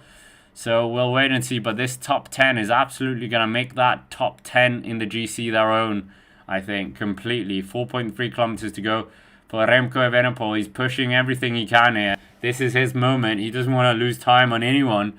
But is he just going to be the third fastest rider today? We'll wait and see. But Tadej Pogacar, Jonas Vingegaard, it's a close battle here. We've almost had 1,000 people get involved in the poll.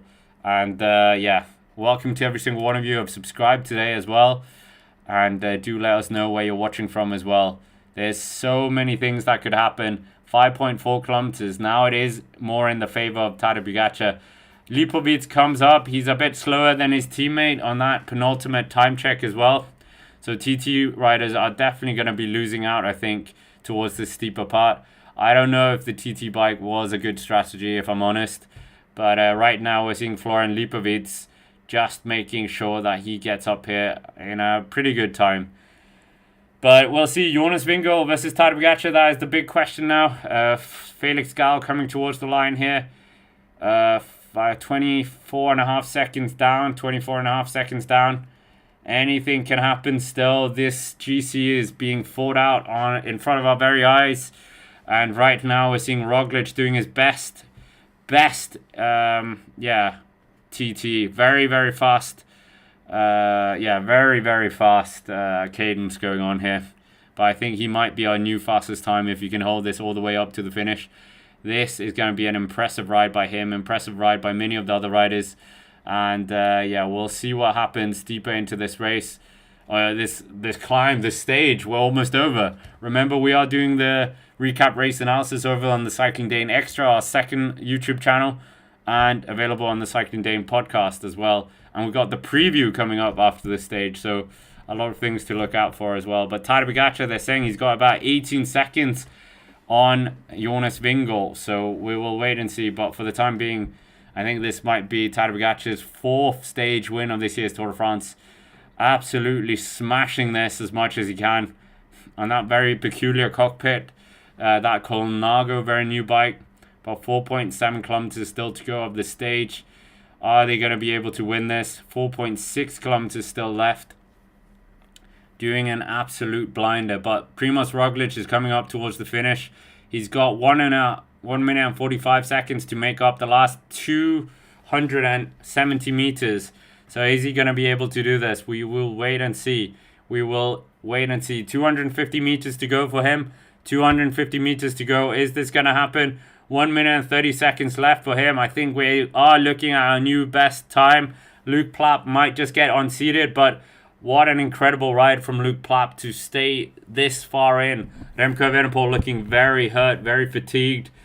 He's coming in towards that second time check, 26 seconds down on Roglič, so I think he's going backwards. Remco Evenepoel definitely suffering.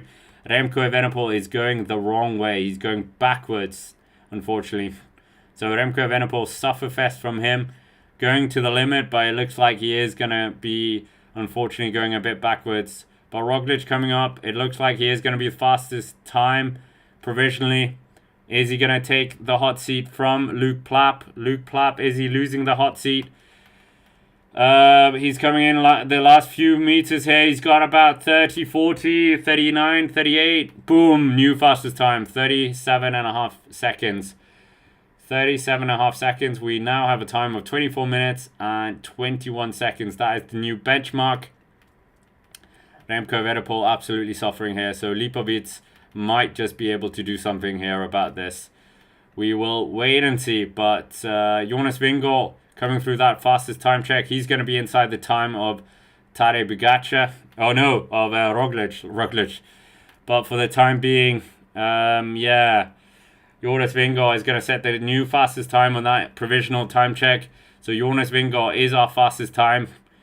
So we will wait and see what happens now when Tadej Pogacar comes. He's got 3.2 kilometers left. 3.2 kilometers left.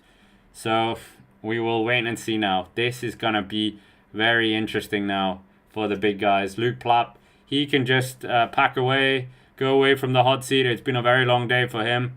But Remco Evenepoel absolutely suffering. Remco Evenepoel absolutely suffering.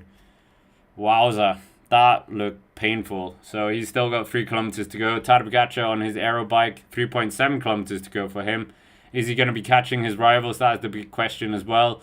So we will wait and see. We will wait and see. Jonas Vingegaard really needs to pull something out of the bag if he's going to be able to do this. And 3.6 kilometers to go. 3.6 kilometers to go. Anything can happen. Anything can happen. Are we going to see a big stage here? That is the big question. But for the time being, it's looking electric for many of these riders. They're absolutely on the limit. That face from our man Remco Evenepoel, absolutely on the limit. So we will wait and see. We will wait and see. So anything can happen. So are we going to get a big showdown between the riders here? We're seeing Tadej Pogacar inside the time of Jonas Vingegaard. He's 24 seconds quicker. Oh my goodness.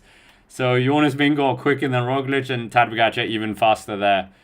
If you haven't already as well, check out our third channel as well, the Cycling Day in Action channel, where we have some videos with pros as well. So that's a very good channel. That's in the chat. So do check that out and subscribe to that channel. If you haven't already, subscribe here, of course, as we get ever closer to 100,000. But yeah, great to have over 3,000 people in the chat. And right now, Tadej Pogacar absolutely ripping this up. Remco Evenepoel's got 2 kilometers left, and he's going to be losing a bit of time. We will do a bit of a breakdown as well of the top 10 and the GC right after the stage, so look out for that. But right now, 2 kilometers to go. 2 kilometers to go for Remco Evenepoel. What is he able to do here? That is the big question. We will wait and see, but he looks like he's suffering completely. Absolutely suffering, Remco Evenepoel. And he has still got that very steep part as well left. But Remco Evenepoel, did he just have some problems with his gears? Yeah, I think he just had some problems with his gears. So I think his heart just skipped a beat because it could have been a drop chain. But I think he just managed to save it. Remco Evenepoel, what is he going to be able to get out of this stage? 1.8 kilometers. He's the guy that they're focusing on now. Fourth rider in GC is, of course, our man of Florian Lipovic. Is it not? Is it Florian Lipovic? Or did I tell you lies? But we'll wait and see what's going to happen. But Tadej Pogacar absolutely flying up this climb. Kevin Vauquelin is the next rider to come towards the finish line as well. He's not going to be troubling Primož Roglic. I think there's only one or two riders that can be troubling Primož Roglic, and they're called Tadej Pogacar and Jonas Vingegaard. I think those are going to be the three riders up towards the front, but it will be a very good comeback from Roglic to just claw back some time. Very good rider when it comes to a TT uphill, but Jonas Vingegaard riding that ridiculous helmet as we're so used to, but with Danish colors, so we appreciate that. And yeah, I'm not sure if that TT bike has paid off. We don't know. Has it paid off? I'm not a expert on TTs. It's what's he comfortable as well. I'm sure that they've done tests with this up this climb. But Remco Evenepoel looks like he's really suffering. 1.5 kilometers to go. Riding his TT bike, doing his best. He's not on the hoods. He's he's on the hoods actually. He's not on the skis, but we're seeing Florian Lipovic. What can he do? He's got 500-ish meters to go. He wants to try and get closer to Remco Evenepoel if he can, but I'm not sure he will be able to. Kevin Vauquelin is looking like he might just get inside that top 5 as well. But Primož Roglic, that time of 24 minutes and 20 seconds, new benchmark.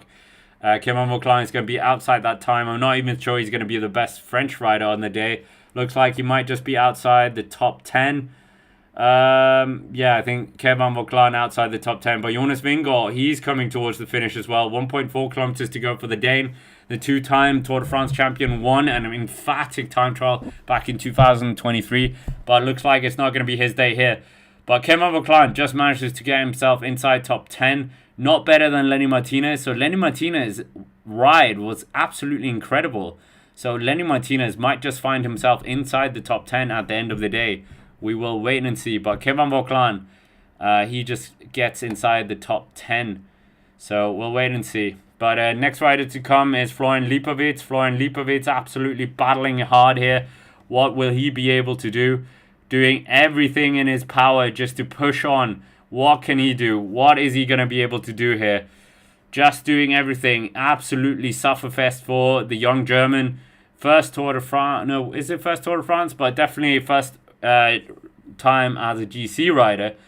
Remco Evenepoel comes inside the last kilometer here, just doing his best to just keep up the pace, keep up the pressure. What is he going to be doing later in this year's Tour de France as well? White jersey is in play.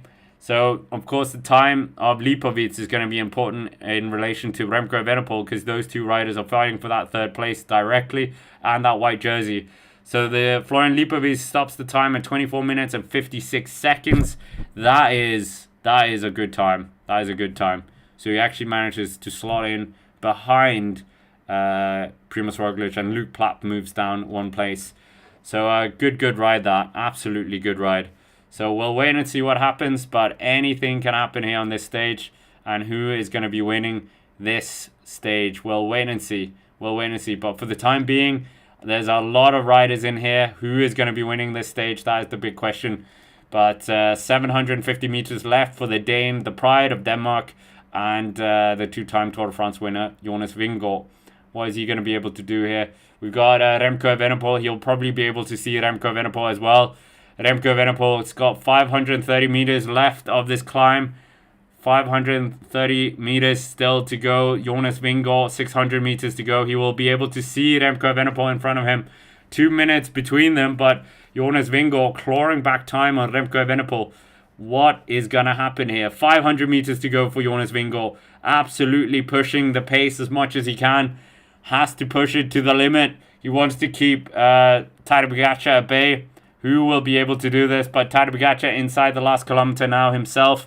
So is he going to be able to do it? Is Tadej Pogacar going to be able to win this? We will wait and see. Jonas Vingegaard pushing this absolutely as hard as possible on his TT bike.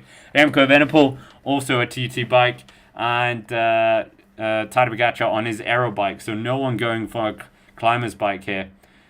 Vingegaard, Remco Evenepoel, they're in the same frame. 200 meters to go for Remco Evenepoel. Doesn't want to be caught by Jonas Vingegaard, but can Jonas catch his 2-minute man of the world time trial champion, 3rd place last year in the Tour de France? Remco Evenepoel, this has definitely been a day of suffering. It was yesterday as well. Is he going to be suffering tomorrow? That's the big question. But Jonas Vingegaard looks like he might just be able to do the catch and take the fastest time provisionally as well. So we'll wait and see. Jonas Vingegaard absolutely hammering as much as possible. That Belgian rainbow carrot is in front of him. The white jersey looks like he might just catch him inside the last 100 meters. This is going to be very close. Jonas Vingegaard, can he just dent the confidence of Remco Evenepoel? They're getting very close. The catch will be made. The catch has been done. So Jonas Vingegaard is going to ride past Remco there. Jonas Vingegaard, this is a day to remember. Catching your 2-minute man, who is the 3rd place finisher, 44 seconds quicker. So 23 minutes and 37 seconds. 23 minutes and 37 seconds. That is the mark. So absolutely impressive ride there by Jonas Vingegaard, catching Remco Evenepoel, the 2-minute man. And what more can we say than chapeau to our man of Jonas Vingegaard. Remco Evenepoel, absolute disaster for him, obviously. And we'll see what he says later on about that. But Tadej Pogacar coming up the road as well. He's got 1 minute and 25 seconds to get to the finish. Oh my god, he's going to put a lot of time into Jonas here. He's inside the last 200 meters here. This is going to be an absolutely legendary finish from Tadej Pogacar. He's going to take this, I think. 600. Oh no, he's got 600 meters to the goal. So he might just miss out on this. He might just miss out. 600 meters to go, they were saying. Or is this wrong? This might be wrong. They took the caption away, so it might be wrong. So Tadej Pogacar here, coming towards the finish line. He's going to be well inside the time of Jonas Vingegaard. I think, I'm looking at the road markings, and I think they're saying that Tadej Pogacar is going to win this by quite a landslide. So Tadej Pogacar, yeah, there you have it. 37 seconds on Jonas Vingegaard. Bang, that's a statement. Tadej Pogacar wins this stage, the 13th stage of the Tour de France. We were so hyped that Jonas Vingegaard caught his 2-minute man of Remco Evenepoel, but just a few minutes later, not even 2 minutes, we see that Tadej Pogacar puts 37 seconds into Jonas Vingegaard. So, wowza. Absolutely wowza. What a performance by Tadej Pogacar. What a performance by Jonas Vingegaard. And, yeah, wowza. We'll go through the top 10 of the stage as well. Good ride by many of the riders in the GC, of course. We have the podcast as well, where we'll be talking about the recap race analysis later on as well. So do check that out if you haven't already. And we've got the second channel, the Cycling Dane Extra channel, also a very good channel where we do the previews and stuff like that. So be sure to check that out as well. But Tadej Pogacar will get you the top 10. How it changes the GC as well. But Tadej Pogacar takes his 4th stage of this year's Tour de France. 4 stages. And maybe he can get a hat-trick tomorrow as well. So, yeah, incredible stuff. Incredible stuff there. Will Tadej win tomorrow? Will Pogacar win tomorrow? Let's ask you guys that in the chat as well. But let's get a top 10 of the GC as well, see what's changed. But yeah, that was incredible stuff there. So the two guys on the TT bikes didn't manage to catch. Yeah, we will wait and see. But the top 10 is about to show. Has Pro Cycling Stats crashed? Let's hope not. Maybe I can just get the top 10 from here. Let's just see. Oh no, it changed. But hopefully we got the top 10 GC as well. Tadej Pogacar wins it, obviously. Yeah, I was just going to get the top 10 on screen first, but we know Tadej Pogacar wins his 4th stage of this year's Tour de France. I mean, his first mountain win in terms of the Tour de France since the 2020 La Planche de Belfi. What a epic day that was as well for him and his team and everyone. But we will just wait and see what the top 10 is. I think Pro Cycling Stats is absolutely going mental right now. So I've got the top 10 in front of me, but you can't see it. So let's see if I can get it on screen as well. But Tadej Pogacar absolutely riding every... Oh, here we go. Top 10. Tadej Pogacar, 4th stage win, as we said. 21st stage win now. 21st stage win. Absolutely remarkable riding by him. And it seems like that crash absolutely didn't do anything to hamper him. But let's get the top 10. Yeah, Tadej Pogacar wins this stage with a speed of 28 kilometers an hour average. Wowza. 28.5 kilometers average. 23 minutes, almost dipping inside the 22 minutes. 36.7 seconds ahead of Jonas Vingegaard, who's second place. Primož Roglič, he finishes in 3rd place. Good ride by him. He takes about 36 seconds on his teammate as well. He finishes 1 minute and 20 seconds down on Tadej Pogacar. So it wasn't that the distance as well, or the difference at La Planche de Belfi. Florian Lipovic, a good ride by him, almost 2 minutes down on Tadej Pogacar. Luke Plapp still managing to stay inside the top 10 with that very good early ride as well. That really shows how good that ride was earlier. And then we got Matteo Jorgensen, a really good ride as well. 2 minutes and 3 seconds down on Tadej Pogacar. Oscar Onley, a great ride by him. I was a bit unsure if he was going to be able to do something on this stage or if he was going to be losing time, and really showing that he is one of the best climbers on this day as well. As Space says as well, Tadej Pogacar takes 20 points on the green jersey. So, yeah, well, there you have it. That's going to be happening as well. So, yeah, a lot of things... a lot of things are looking interesting on this stage. So we'll wait and see what happens. But we also have Adam Yates in there. He got 8th place. That was a good ride by him. We had Lenny Martinez in 9th place. That's a good ride for Lenny Martinez. I think he gets some mountain jersey points as well. Obviously, he's going to lose the jersey completely. He was joint with Tadej Pogacar at the start of the day. But obviously, that is not going to happen here in terms of keeping that jersey alive. So we'll wait and see what happens. But yeah, it's looking very interesting in terms of the podium positions, the lower top 10s. Kevin Vauclan getting 11th place. That was probably a bit he was probably hoping for around the 5 to 7. So he loses 2 minutes and 36 seconds. Felix Gall as well gets the top 10. That was very good from him. But the best French rider is Lenny Martinez. So Lenny Martinez doing a very good job to stay in there. So we'll wait and see. But it's looking fairly good here for many of these riders. I'll get you the top 10 as well before I scurry off and do the recap race analysis as well. Today, yeah, it should be a fairly straightforward one. We'll analyze what kind of happened in terms of all the different tactics being utilized by the riders.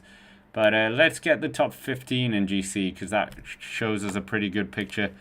Yeah, this has been a bit of a procession for the UAE Team Emirates riders. So let's just have a look at this as well. So Enric Mas in 15th place, as we saw, not really able to leap up here. I mean, who has actually changed in this? That's probably a good question as well.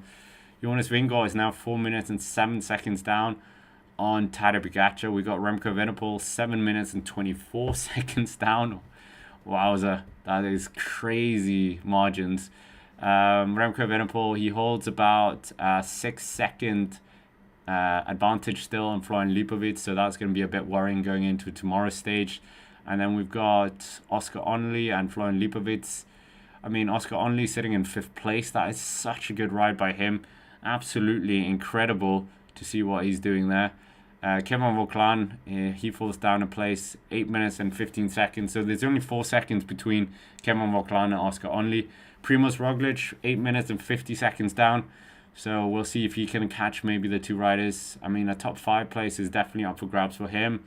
You got Tobias Hall Johannesson still in 8th place, so that's great for him. Felix Gall, 9th place. And Matteo Jorgensen solidifies that 10th place that we saw yesterday. Ben Healy losing more time. And Carlos Rodriguez, 20 minutes down. That is absolutely incredible. Absolutely incredible. But, yeah, this is looking very good right now. Yeah. So we'll wait and see. But yeah, that tactic of the TT bike, maybe we should ask. That's our exit poll as well. We will do the recap race analysis as well, so do check that out a bit later. But let's just ask you guys, do you think it was a good idea to do the TT bike? I mean, Pogacar ripped them up completely. We saw in the first time check he even was faster. Was it a good idea with the TT bike? Yes or no? I mean, I don't know. You never know how comfortable these riders are. Maybe they are comfortable. We'll see what the riders say after the stage as well. But yeah, that was some performance by Tadej Pogacar. I mean, now 21 stages to his name. Yeah, could win tomorrow as well. That on Super Bagnier.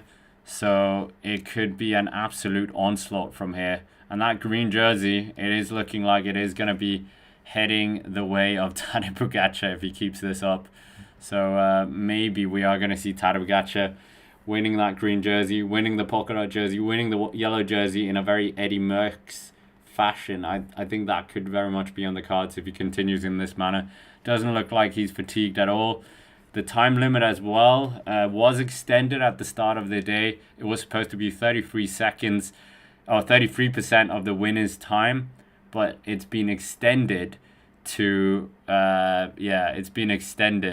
to 40% because they didn't want to lose John to Milan, I think.